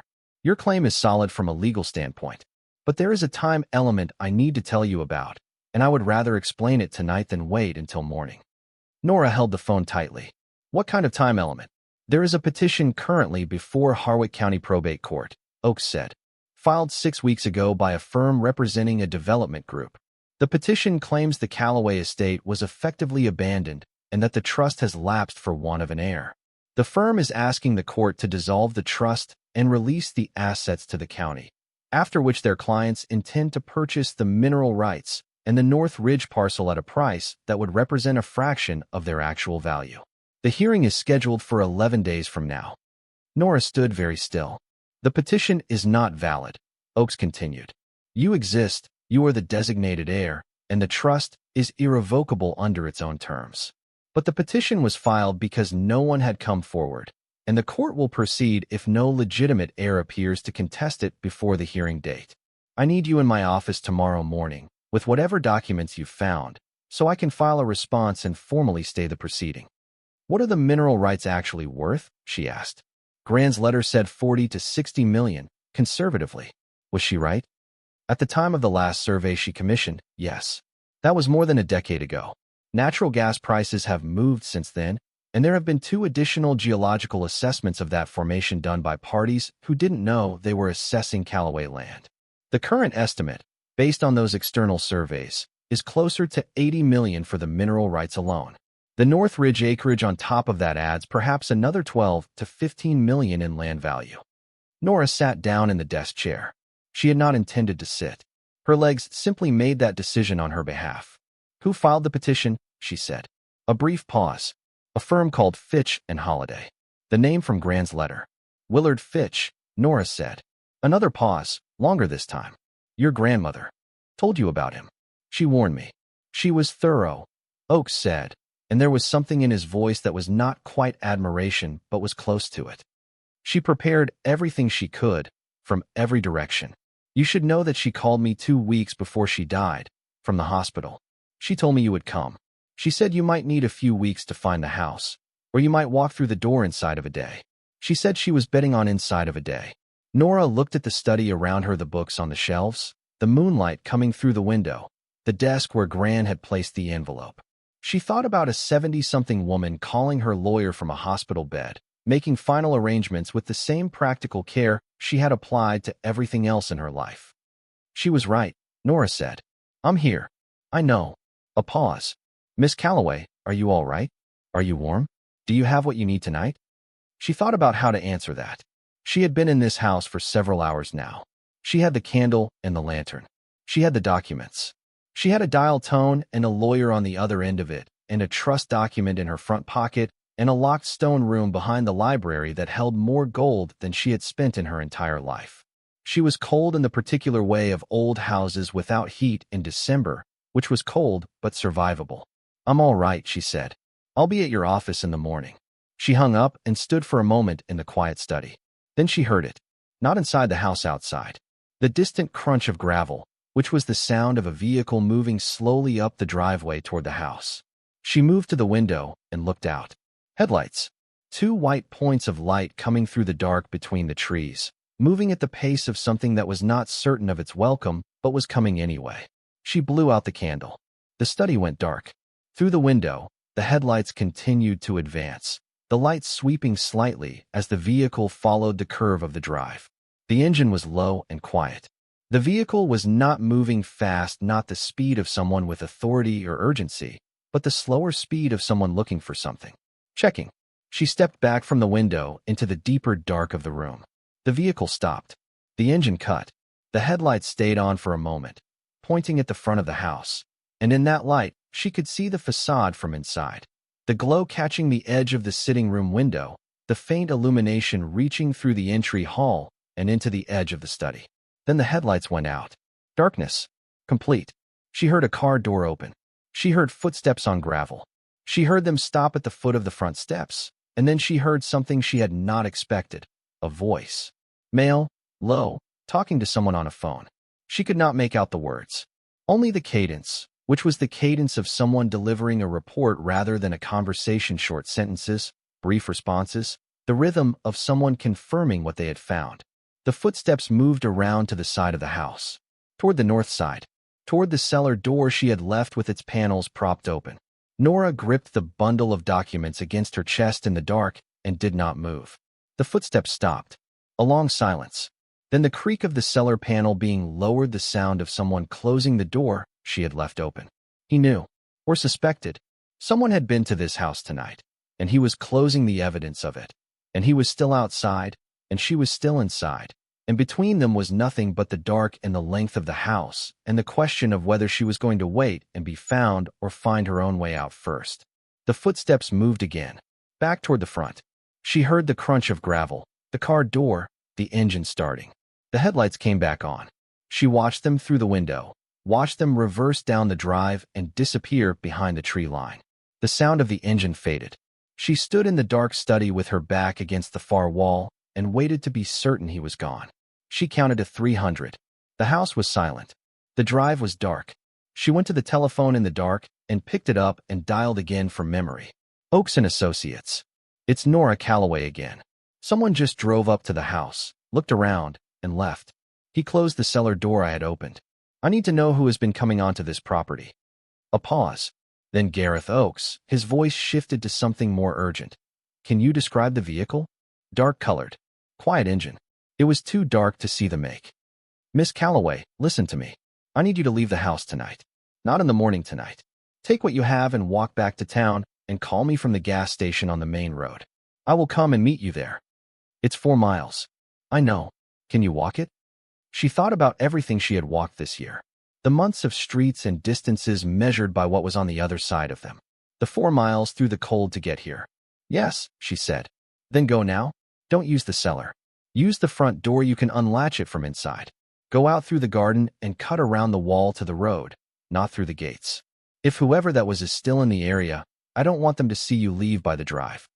She heard him move. Heard keys being picked up. Mr. Oaks, she said. Was it Fitch? A pause. I don't know, he said. But I intend to find out tonight. She was already moving toward the study door, the bundle of documents under her arm, the lantern left dark on the workbench, the house. settling quietly around her in the cold as she passed through it for the last time tonight, through the hall, through the entry, her hand finding the front door's interior latch in the dark, the mechanism releasing with a muted click, the door swinging open onto the porch and the cold night air and the moon coming through the broken clouds over the bare winter garden of a house that was hers. She went down the steps and into the dark, moving quickly and quietly along the inside of the stone wall, away from the drive, away from the gates, cutting through the knee-high dead grass toward the road. The documents were pressed against her ribs. The trust instrument was in her pocket. The key was in her hand. The night was cold in the clear, specific way that follows cloud cover, breaking the temperature, dropping further with nothing between the ground and the sky, the stars appearing in the gaps between the remaining clouds, the moon sharper now than it had been an hour ago. She moved fast, not running but close to it, the dry grass and frozen ground crunching under her feet. The stone wall ran to her right, guiding her. She followed it until it curved away from the road, and then cut out through a low section where 2 stones had fallen, stepping through and onto the gravel shoulder of the county road. She stopped and listened. Nothing. No engine sound. No footsteps. The road in both directions was dark and empty, the trees on either side motionless in the still air. The vehicle was gone. She turned south toward Harwick and started walking. For miles in the dark, on a road with no shoulder and no light except the moon. She had done harder things this year. She had done harder things this week. She held the documents against her side with one arm and walked with her chin up, watching the road ahead, listening for any sound that wasn't her own footsteps. Behind her, Calloway House stood dark and still at the end of its drive, exactly as it had stood for 91 years, holding its room behind the library, holding its gold and its certificates and its 100 years of carefully accumulated intention, waiting in the patient way of things built to outlast the people who needed them. In front of her, 4 miles of dark road through the Harwick County winter. And at the end of it, a gas station and a lawyer who had been waiting 30 years for this call. She walked. The road was familiar in the way of roads you have only traveled once, but in a particular state of attention, so that the details stick. The mailbox at the bend with the rusted open door, the farm track running into the pines, the slight rise where she had stopped earlier and looked back at the lights of Harwick. She passed them all in reverse, the landscape reordering itself as she moved south, and she used each one as a marker to pace herself against. A mile gone at the rise, 2 miles at the track, 3 miles at the bend with the mailbox. The documents were dry. She had wrapped them well in the chest cloth and they sat against her ribs, the leather portfolio on top, the property deeds beneath, the mineral rights surveys folded inside. The trust instrument was in her pocket, a square of folded paper against her thigh, warm from her body. She checked it twice during the walk, simply pressing a hand against her pocket to confirm it was there. She thought about Willard Fitch. She thought about a man who had filed a legal petition to dissolve a family trust and acquire the mineral rights to $80 million worth of land, counting on no heir coming forward, counting on a girl who had grown up with nothing, staying quiet and invisible and unaware of what she had. He had counted wrong. She thought about Gran making that assessment, watching her granddaughter for 8 years and deciding, this one will come. This one will follow the map. This one is strong enough and careful enough and stubborn enough to walk 4 miles in the dark at the end of a very long day to a gas station where a lawyer is waiting to file papers that will stop someone powerful from taking what belongs to her. Gran had bet on inside of a day. She was going to make sure Gran was right. The lights of Harwick appeared at the bottom of a long, slow slope, small and yellow and specific in the dark. She walked toward them without slowing, the cold tight against her face, the documents safe, the key still in her hand. She walked. The gas station at the edge of Harwick was called Morrison's, and it had been there since before Nora was born, the kind of flat-roofed building from the 1970s that was built in an era when gas stations were purely functional and made no apologies for it. 2 pumps under a canopy, a small shop with its lights on, a payphone on the outside wall with a phone book still attached by a thin metal cord. She had passed it on her way through town 8 hours earlier without registering it as anything other than a landmark.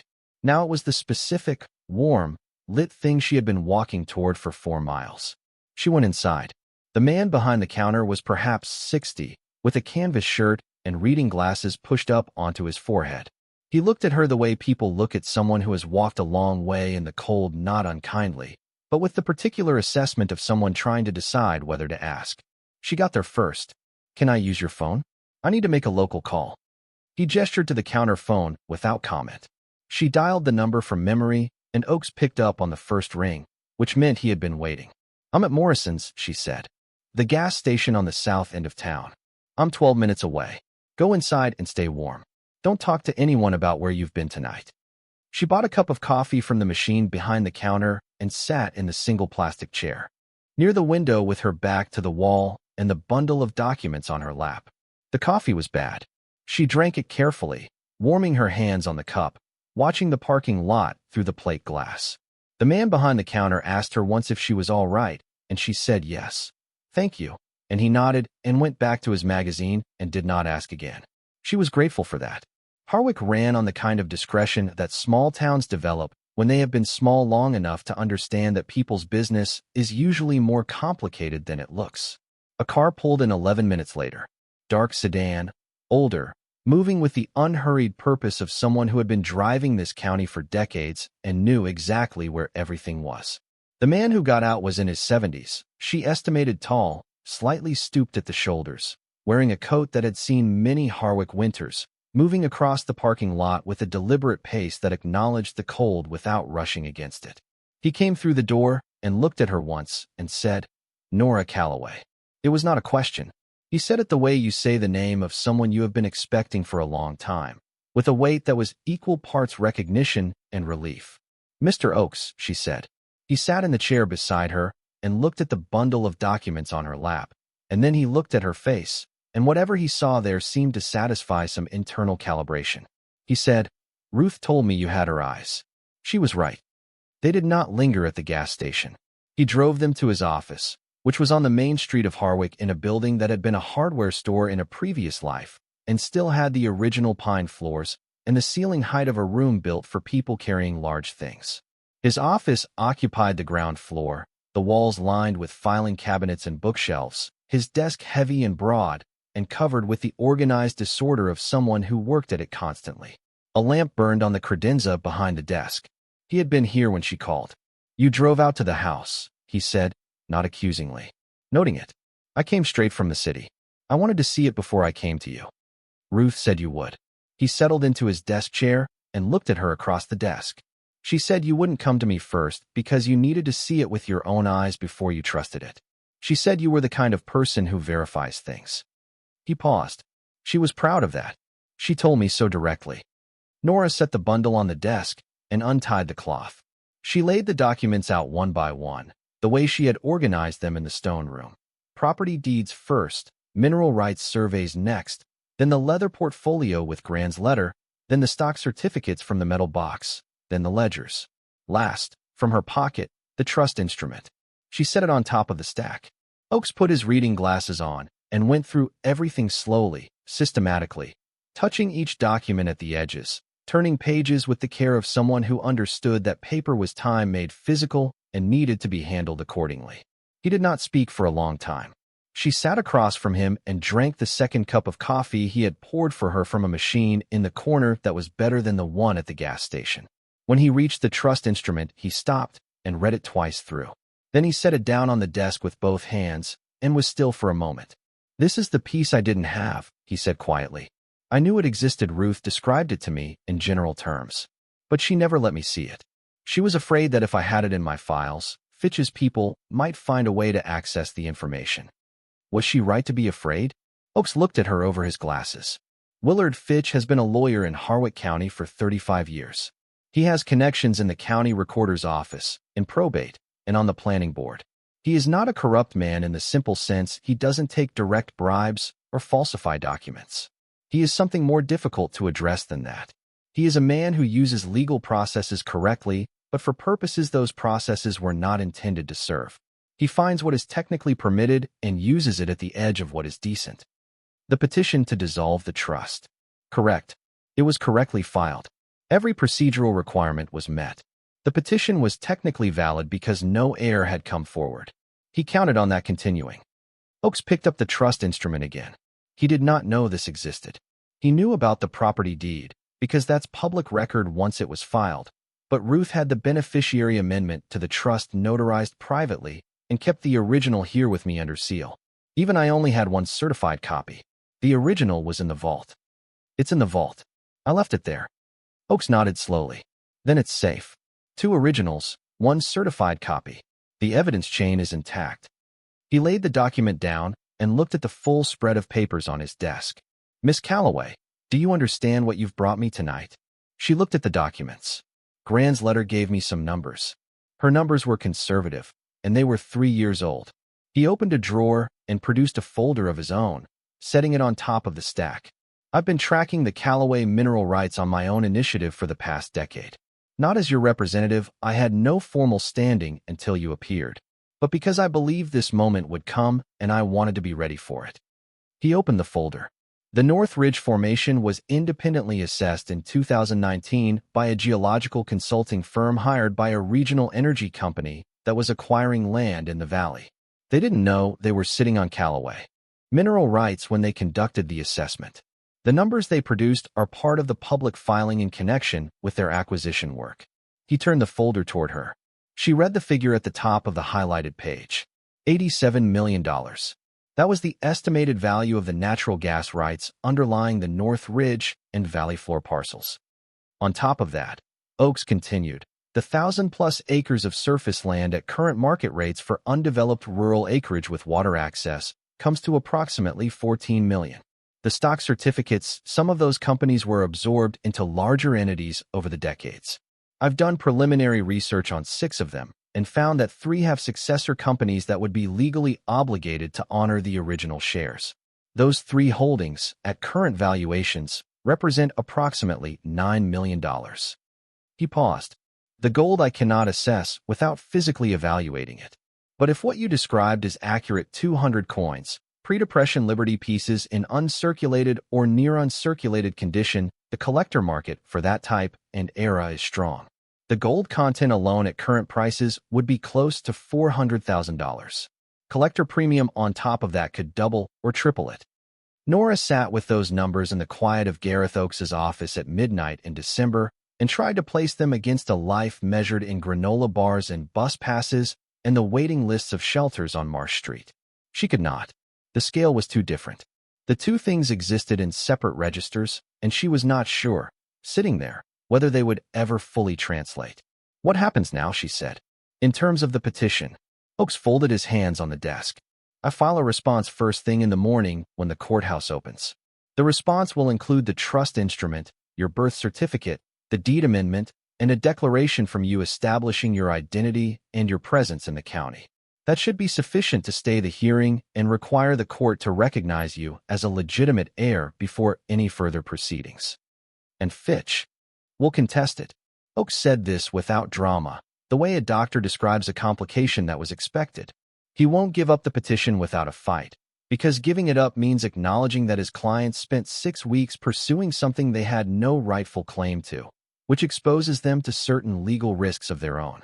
He'll argue that your identity hasn't been sufficiently established, that the trust document is of questionable provenance, that the beneficiary amendment is potentially invalid under some theory that will take his associates several days to construct. Can he win with those arguments? No, Oakes said flatly. But he can delay, and delay is expensive. He looked at her steadily. Miss Calloway, I want to be direct with you about something. You are 17 years old. You have no current address, no established credit, no legal guardian on record since your last foster placement. Fitch will find out all of this, and he will use it.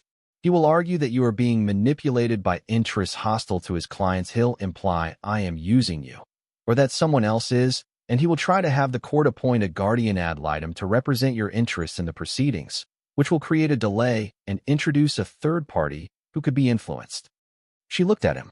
Can you stop that? I can counter it, but the most effective counter is you. He leaned forward slightly. You are going to need to appear in court. You are going to need to speak for yourself, clearly and specifically, about how you came to be at Calloway House, what you found, and what your grandmother's intentions were. I can prepare you, but I cannot do it for you. Nora thought about the probe of the Marsh Street intake desk. The caseworkers who had asked careful questions about her living situation while already composing the form in their heads. She thought about the placement coordinator who had described her third group home as a structured transitional environment, while everything in the room said it was nothing of the kind. She had spent 2 years having official language used on her, shaped to contain her, designed to move her along a process without consulting what she actually wanted. She was not afraid of a courtroom. "Prepare me," she said. Oakes almost smiled.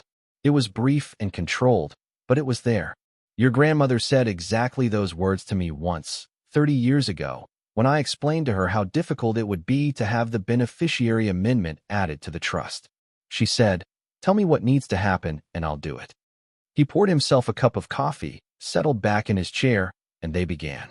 They worked until 3 in the morning. Oakes walked her through every document, explaining its legal significance, its place in the chain of evidence, the argument it supported, and the challenge it might face.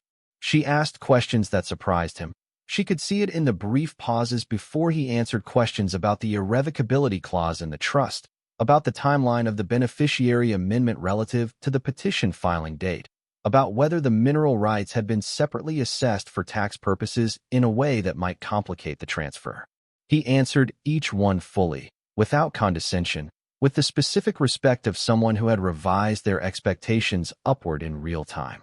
He drove her to the Harwick Inn after that, and paid for 2 nights, waving off her objection. "Trust administration expenses," he said. "The estate will reimburse it. You are going to need to sleep before the hearing, and you cannot sleep in a house with no heat and no phone in winter." The room was small and warm, and the bed was a real bed.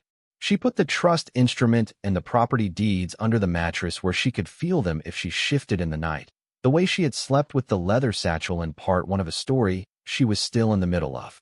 She lay on her back in the dark with the heat running and the room pressing in around her with its specific smell of old wood and clean linen and the faintest trace of the cleaning products the last guest had washed their hands with, and she slept. She did not dream of Gran. She dreamed of the library. The candlelight on the spines of old books, the pale oblongs of moonlight on the reading table, the smooth brass of the candle holder in her hand, and the sound of the mechanism engaging in the wall. She woke at 7 feeling certain in a way she had not felt in years. Not happy exactly. Certain. As if the floor beneath her was finally made of something that held. Oakes filed the response at 9:15 in the morning when the county courthouse opened. She sat in the chair across from his assistant and read through the filing. He had prepared 12 pages, precise and thorough, attaching certified copies of the trust instrument, the deed amendment, her birth certificate, and a signed declaration from Oakes himself regarding the chain of custody of the documents and his direct communications with Ruth Calloway prior to her death. By 11, Fitch knew. Oakes received a call from Fitch's office at 11:42. She sat in the chair across the desk and heard one side of it, Oakes's voice measured and unhurried, responding to whatever was being said on the other end with the steadiness of someone who had been in this specific situation many times before and knew exactly where his feet were. "The documents are authentic and the chain of provenance is intact," Oakes said. "Your client's petition is based on a false premise. I would suggest that pursuing it further will not improve their position." A pause.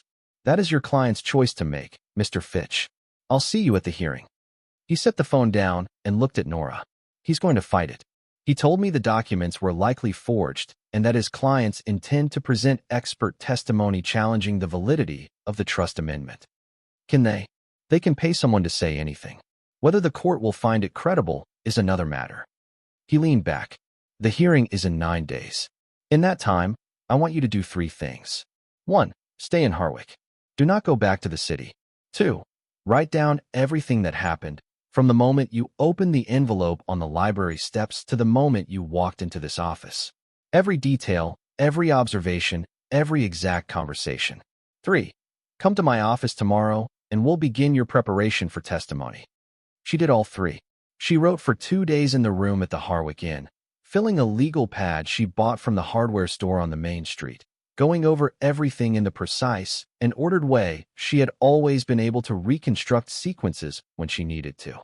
The events were clear in her mind, specific and detailed, the exact words of Gran's letters, the exact appearance of each room in the house, the names on the document seals, the sound of the mechanism in the library wall.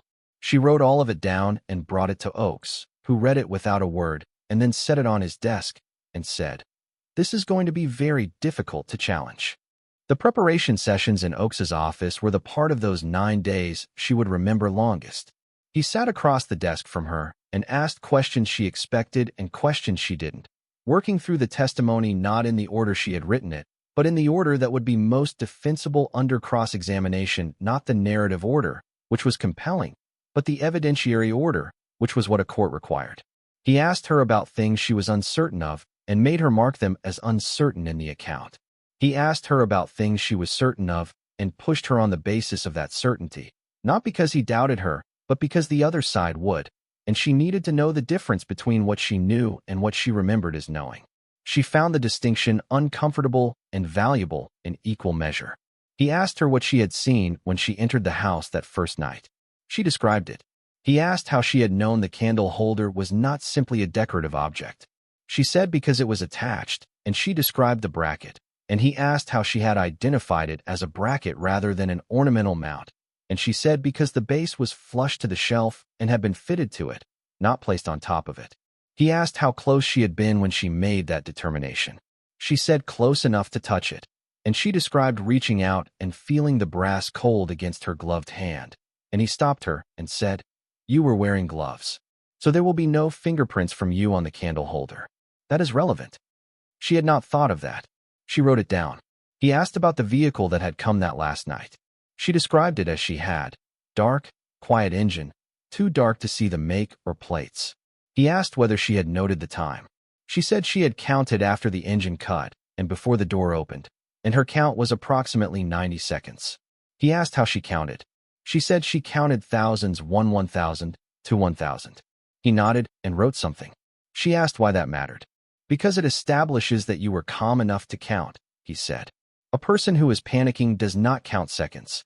You stayed composed and observational in a frightening situation, and that consistency carries through to how you will present on the stand." He set his pen down. "You are going to be fine, Miss Calloway. I have prepared a great many witnesses in my career. Most of them I have to work to make credible. You are already credible. I only have to make sure you don't give them a foothold." She found a library card she had brought from the city in her backpack and used the Harwick Public Library in the evenings during those 9 days. She read about mineral rights law and trust instruments and probate procedure, not because she needed to know it at the level of a lawyer, but because she needed to understand the territory well enough to follow what was happening around her. Gran had run her business for 30 years knowing exactly what the dry cleaner paid per alteration and what the going rate for wedding dress repairs was in the local market. Understanding the numbers and the rules was not arrogance. It was attention. This is going to be very difficult to challenge. She testified in Harwick County Probate Court on a gray Tuesday morning 9 days after she had first walked through the iron gates of Calloway House. The courtroom was smaller than she had imagined, wood-paneled, low-ceilinged, with 8 rows of seats for spectators and a judge's bench that was elevated but not imperious, built for a county courthouse and scaled accordingly. The judge was a woman, perhaps 55, with silver-streaked hair and reading glasses on a chain around her neck, and she had the quality of someone who had seen a great many cases and maintained her attention to each one through discipline rather than enthusiasm. Willard Fitch sat at the respondent's table with 2 associates. He was in his 60s, compact and well-dressed, with the kind of practiced affability that lawyers develop when they spend decades in small communities where everyone knows everyone. He had nodded at Oakes when they entered and had not looked at Nora. The hearing began with Oakes presenting the documents. The judge reviewed each one in silence, asking occasional precise questions that Oakes answered cleanly. The trust instrument, the deed amendment, the birth certificate establishing Nora's identity and lineage, the chain of custody declaration. When the judge reached the mineral rights surveys, she studied them for a long time. Then Fitch's lead associate stood and began the challenge. He presented their expert, a forensic document examiner who testified for 40 minutes about the trust amendment's paper composition, ink dating, and notarial seal. The examiner's conclusion was that the amendment could not be conclusively dated to the period indicated on the document. Not that it was forged, he was careful with his language, but that certainty could not be established. Fitch's associate argued that given this uncertainty, The court should not recognize the amendment as valid pending further expert review, which would extend the timeline by 60 to 90 days, during which the petition should remain active. It was precise, procedural, and aimed exactly at what Oakes had predicted: delay and uncertainty introduced through the language of professional doubt. The judge listened. Then she turned to Oakes. He stood and called Nora to the stand. She had thought about this for 9 days. She had rehearsed it with Oakes, who had asked her questions she expected and questions she didn't, who had pushed her on details and tested her on inconsistencies, and had never once been unkind, but had been thorough in a way that left her with no unexplored corner of her own account. She had thought about what fear in a courtroom felt like from the outside, the way witnesses looked who were trying to manage their fear while the other side watched for the cracks. She thought about Marsh Street, about the intake desk and the woman with the kind eyes and the 14 degrees and the 2 bites of granola bar she had been rationing against the night, and she thought about what that version of her would have made of this room, this bench, this particular Tuesday. She did not feel distant from that version of herself. She felt like the same person standing in a different set of conditions, having covered the ground between the 2 points on foot. She was not afraid. She took the stand and stated her name and her age, and Oakes began with the beginning, the sealed envelope in the library doorway on a cold December night, and she told it exactly as she had written it.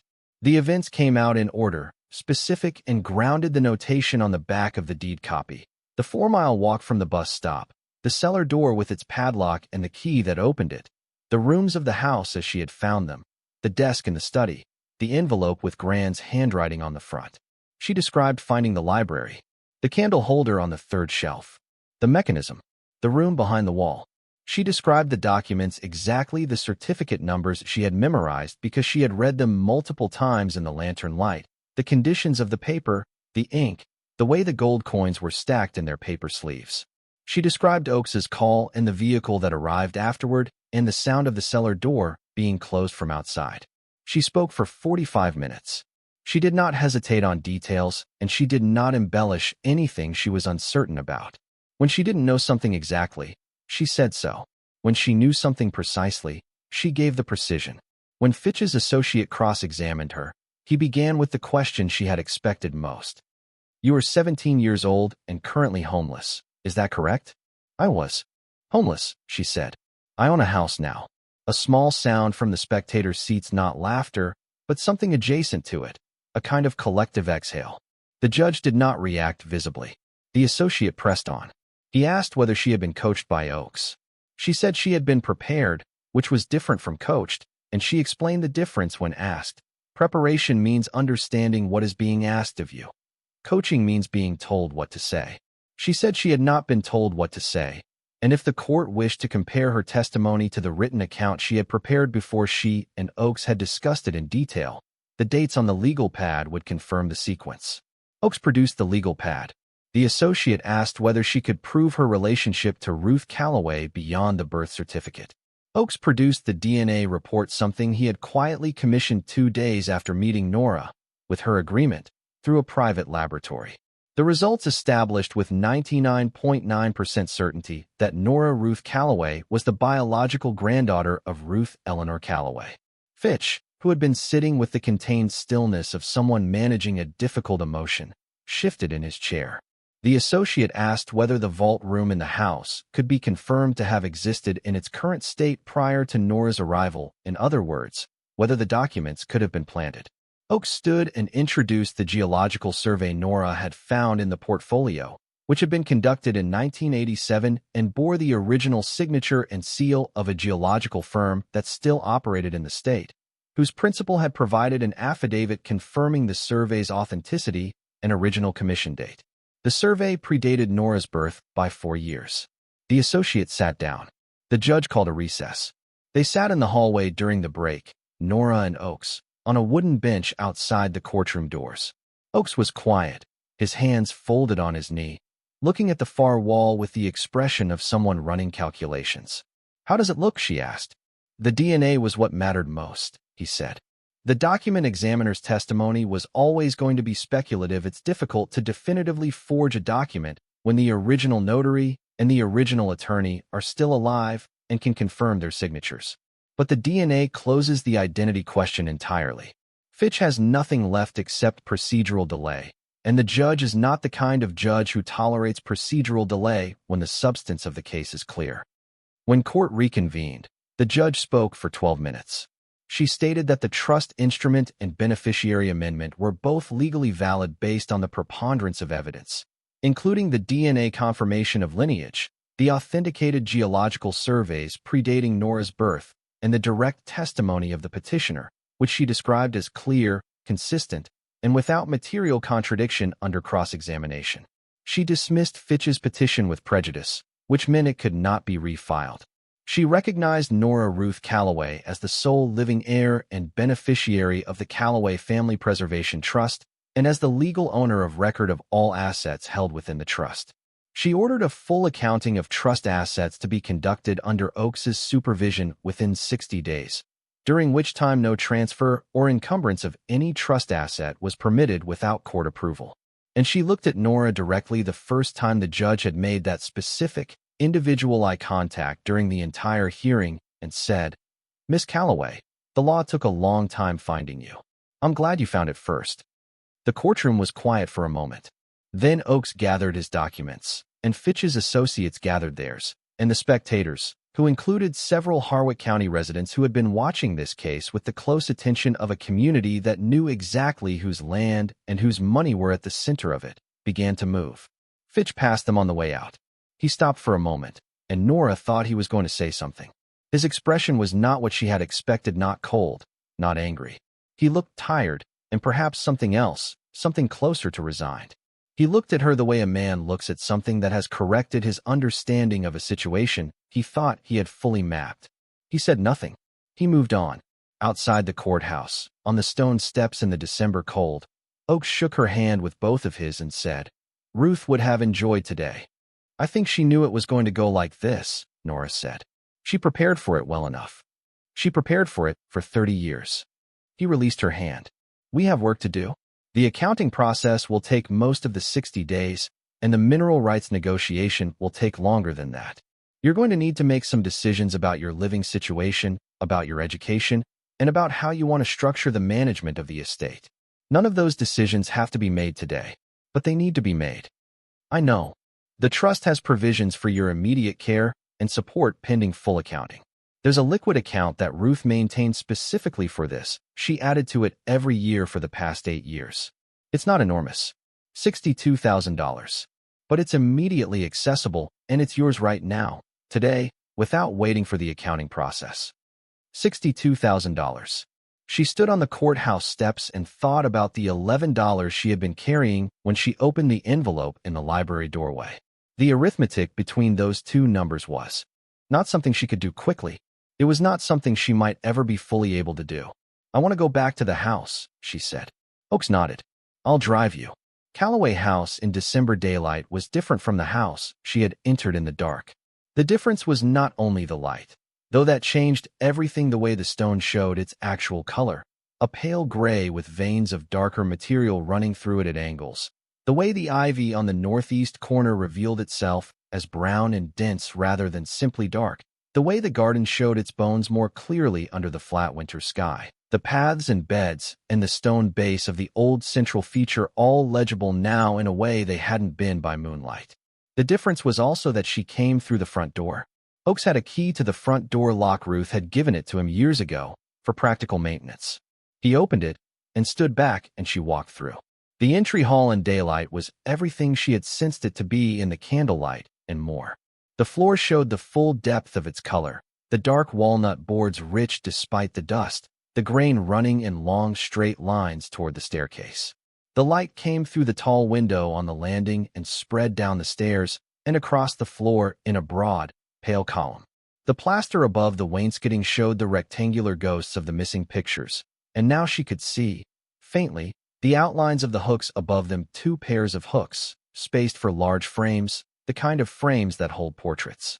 She stood in the entry hall of Calloway House on a gray December morning and looked at the light on the floor and the dust in the light, and she thought about a girl who had grown up without a room of her own, without a front door that was hers to open, without a street address she could put on a form, without embarrassment or explanation.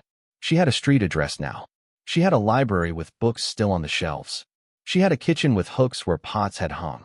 She had a stone room behind a wall where the wealth her great-great-grandfather had accumulated in the timber and mineral-rich hills of Harwick County had been waiting, intact and specific, for the right person to come and claim it.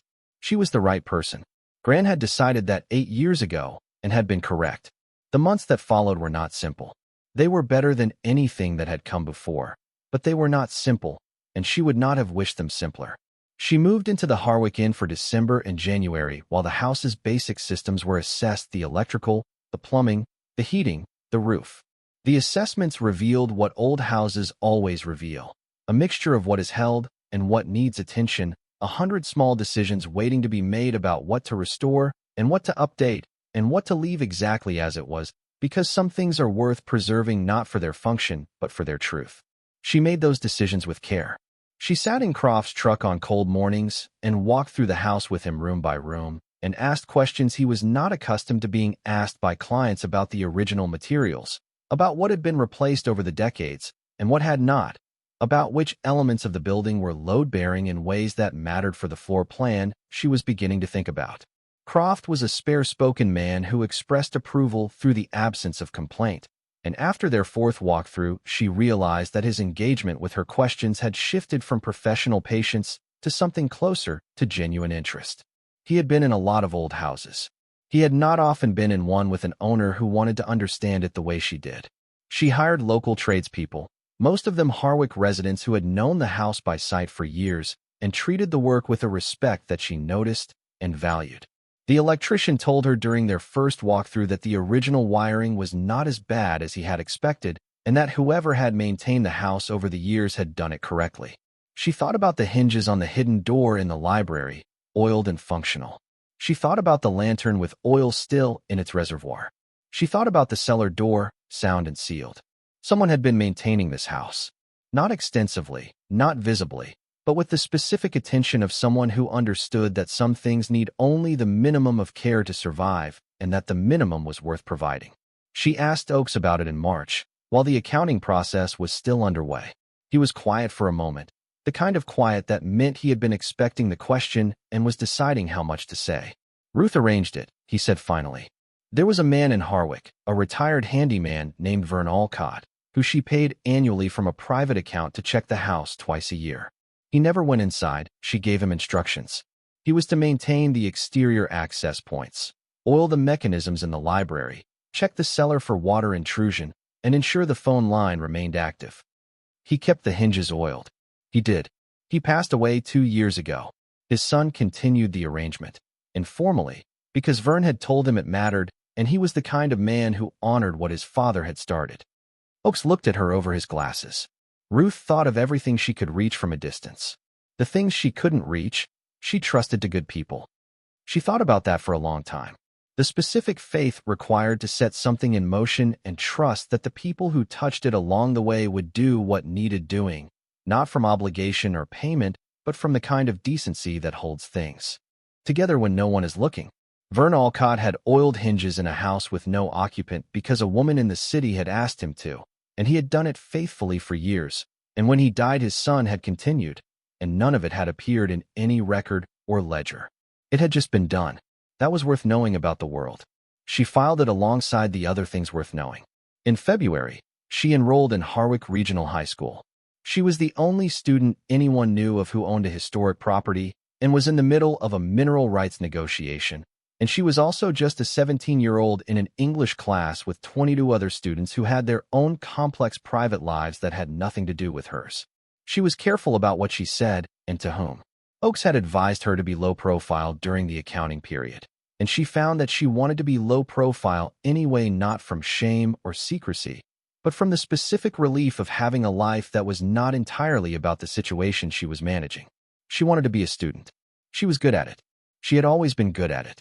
The gold was appraised in March by a specialist from a firm in Boston who came to Harwick for 2 days and spent most of that time in the stone room behind the library with a magnifying loupe and a set of reference volumes she had shipped ahead.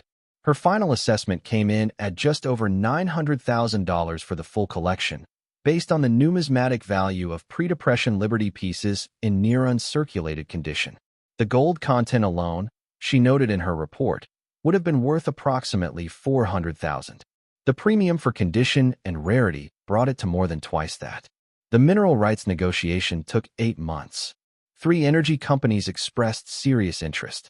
Oakes hired a specialist attorney from a firm in the city to lead the negotiation, and Nora sat in on every meeting and read every draft and asked the questions that needed asking, which were sometimes questions the specialist attorney had not thought to ask, which she could see in his expression and which she chose to ignore in favor of the answers.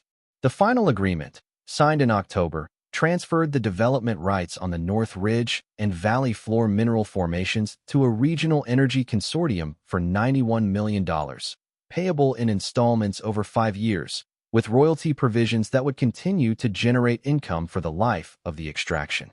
$91 million.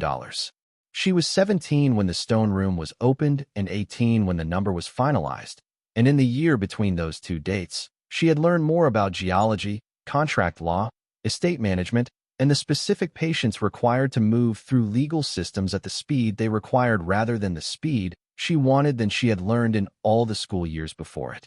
She also learned things about herself that she had suspected but not confirmed, that she was capable of sitting across a table from men twice her age who expected her to defer and not deferring, that she could read a document with the same careful attention she gave to everything she wanted to understand, that she could hold a position when the pressure was to concede it, not because she was stubborn, but because she had checked the position carefully before taking it, and she knew it was sound. Grant had been right about who she was. That was the thing she kept coming back to.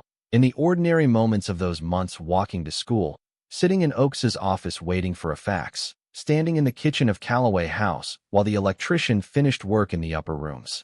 Grant had watched her for years from a distance and had seen her accurately, not as the product of her circumstances, not as a case file or a placement or a waiting list number, as a person with specific qualities that made her the right custodian for a specific inheritance. Being seen that clearly by someone who loved her was worth more than the mineral rights. She knew that. She thought about it often enough that it stopped feeling like a thought and became something quieter and more settled, a piece of the ground beneath her feet. In December, 1 year after she had opened the iron gate and walked up the gravel drive for the first time, Nora Calloway walked back through those same gates in the late afternoon of a short winter day. The drive had been cleared of overgrowth and regrade. The fountain in the garden had been repaired and was turned off for the season, but structurally sound. The ivy on the northeast corner had been trimmed back to reveal the stone beneath, which had turned out to be beautiful, the original quarry work showing the kind of precision that the ivy had been slowly erasing for decades. The front door was newly hung on new hardware but fitted with the original latch plate, which she had asked Croft to preserve and reinstall. She had wanted the door to feel like the same door. It did. She went through the entry hall, past the staircase, through the dining room and the back hall, and into the library. The shelves were the same. She had not moved a book. She had dusted everything and repaired the 2 damaged shelf brackets and let the rest be exactly as it was: the atlas from 1954, the volume on timber management, the set of 8 numbered volumes whose contents she had been reading slowly since February and which turned out to be Walter Calloway's personal journals, beginning in 1929 and ending in 1958. She was on volume 5. She moved to the north wall and stood at the 3rd shelf and put her hand on the brass candle holder. She did not pull it. She just stood there with her hand on the smooth, worn brass of it, feeling the specific temperature of metal that has been touched by many hands over many years and retains, in some way that is not mystical but is real, the history of that contact. Her great-grandfather had put this here. Her grandmother had found it and understood it and left it for her. Before that, other Calloways had stood here, in this room, in this house that was built on land that would eventually become hers. She was the last Calloway. She was also the first to choose what this house would be going forward, the first to decide what the name meant now, in this century, in this time. She had been thinking about that since the court hearing, about what she wanted to do with what she had been given. Not just the money, though the money was real and its uses were real, but the house, the history, the fact of having something specific and serious to be a custodian of. She had talked about it with Oakes and with a counselor she had begun seeing in Harwick, a woman who helped her sort through the years before the house without hurry or agenda. She had talked about it with a social worker from the county office, a different one than any who had managed her placements. One who had reached out after the court case because she had heard what Nora had said on the courthouse steps about the placements and the system and wanted to have a real conversation about it. She had a plan. Calloway House had 14 rooms on the upper 2 floors that were structurally sound and could be made habitable with modest investment. The kitchen and common rooms on the ground floor were large enough for shared use. The property had its own water supply, and the land around it was sufficient for a working kitchen garden. She was going to open it. Not a shelter, not an institution, not a group home with a waiting list and a funding model that collapsed every 3 years. A house. A real house, with rooms and a kitchen and a library with books on the shelves, offered to young people aging out of the foster system in Harwick County and the surrounding region. Young people who needed not a managed transition, but an actual place to be while they figured out what came next. She had done the math carefully, the way Gran had taught her to do the math on things that mattered. 14 rooms on the upper floors, at 4 residents per floor with shared bathrooms, could accommodate 20 to 24 young people at any given time. The kitchen was large enough for communal meals. The grounds were large enough for a garden, which meant both food and occupation and the specific kind of grounding that comes from working soil. The library would be open. The books would stay on the shelves. She did not want it to be charitable in the particular way of institutions that make their residents feel like recipients of charity. She wanted it to feel the way the house itself had felt to her on that first December night, like a place with its own gravity, its own history, its own expectation that the person walking through the door was equal to whatever it asked of them. She talked to the social worker from the county, whose name was Diana, and Diana had been working in the system long enough to know exactly what was missing and where the gaps were and which parts of the problem could be addressed by a house and which parts required different solutions. She talked to Oakes about the legal structure. She talked to a woman who had run a similar program in Vermont for 10 years and knew the operational realities that no one thought to mention when you were in the planning phase. She was going to do it correctly. That would take longer than doing it quickly, and she was at peace with that. She was going to call it the Ruth Calloway House. It was Gran's name.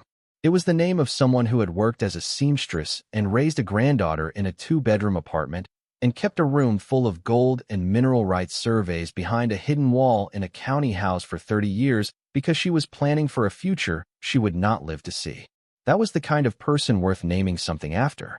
Nora stood in the library of Calloway House with her hand on the brass candle holder and looked at the afternoon light coming through the south windows, lying flat and pale across the reading table, and she thought about the girl who had been turned away from a shelter on Marsh Street in 14-degree cold with $11 and a sealed envelope and no idea what was waiting for her 90 miles north. She was still that girl. She did not think that would change. You do not stop being the person shaped by the hardest years just because the hardest years are behind you. You carry that person with you, and the carrying is not a burden. It is the knowledge that you have already survived the thing you were most afraid of, that the ground under you held before when it had no reason to, and will hold again. Gran had known that about her. Gran had looked at a child growing up with not enough of anything and had seen, not the lack, but the person being built inside it. Nora took her hand off the candle holder. She turned and walked to the reading table and sat down in the chair and opened Walter Calloway's journal to the page she had marked. Volume 5, 1943. She read until the light left the windows and the room went quiet, and the cold came back in through the old glass the way it always did, and she did not move to turn on a light. She sat in the dark library of her house and read, and outside the bare winter trees stood still in the late afternoon, and the county road ran between them south toward Harwick, and somewhere in the county beyond that, the formation under the North Ridge held its billions of cubic feet of quiet, patient pressure in the dark of the earth, and none of it was going anywhere. It had already arrived. Thank you so much for watching until the end. If you love this story, check out the other videos on your screen now. I think you'll really enjoy them. And don't forget to subscribe if you haven't already.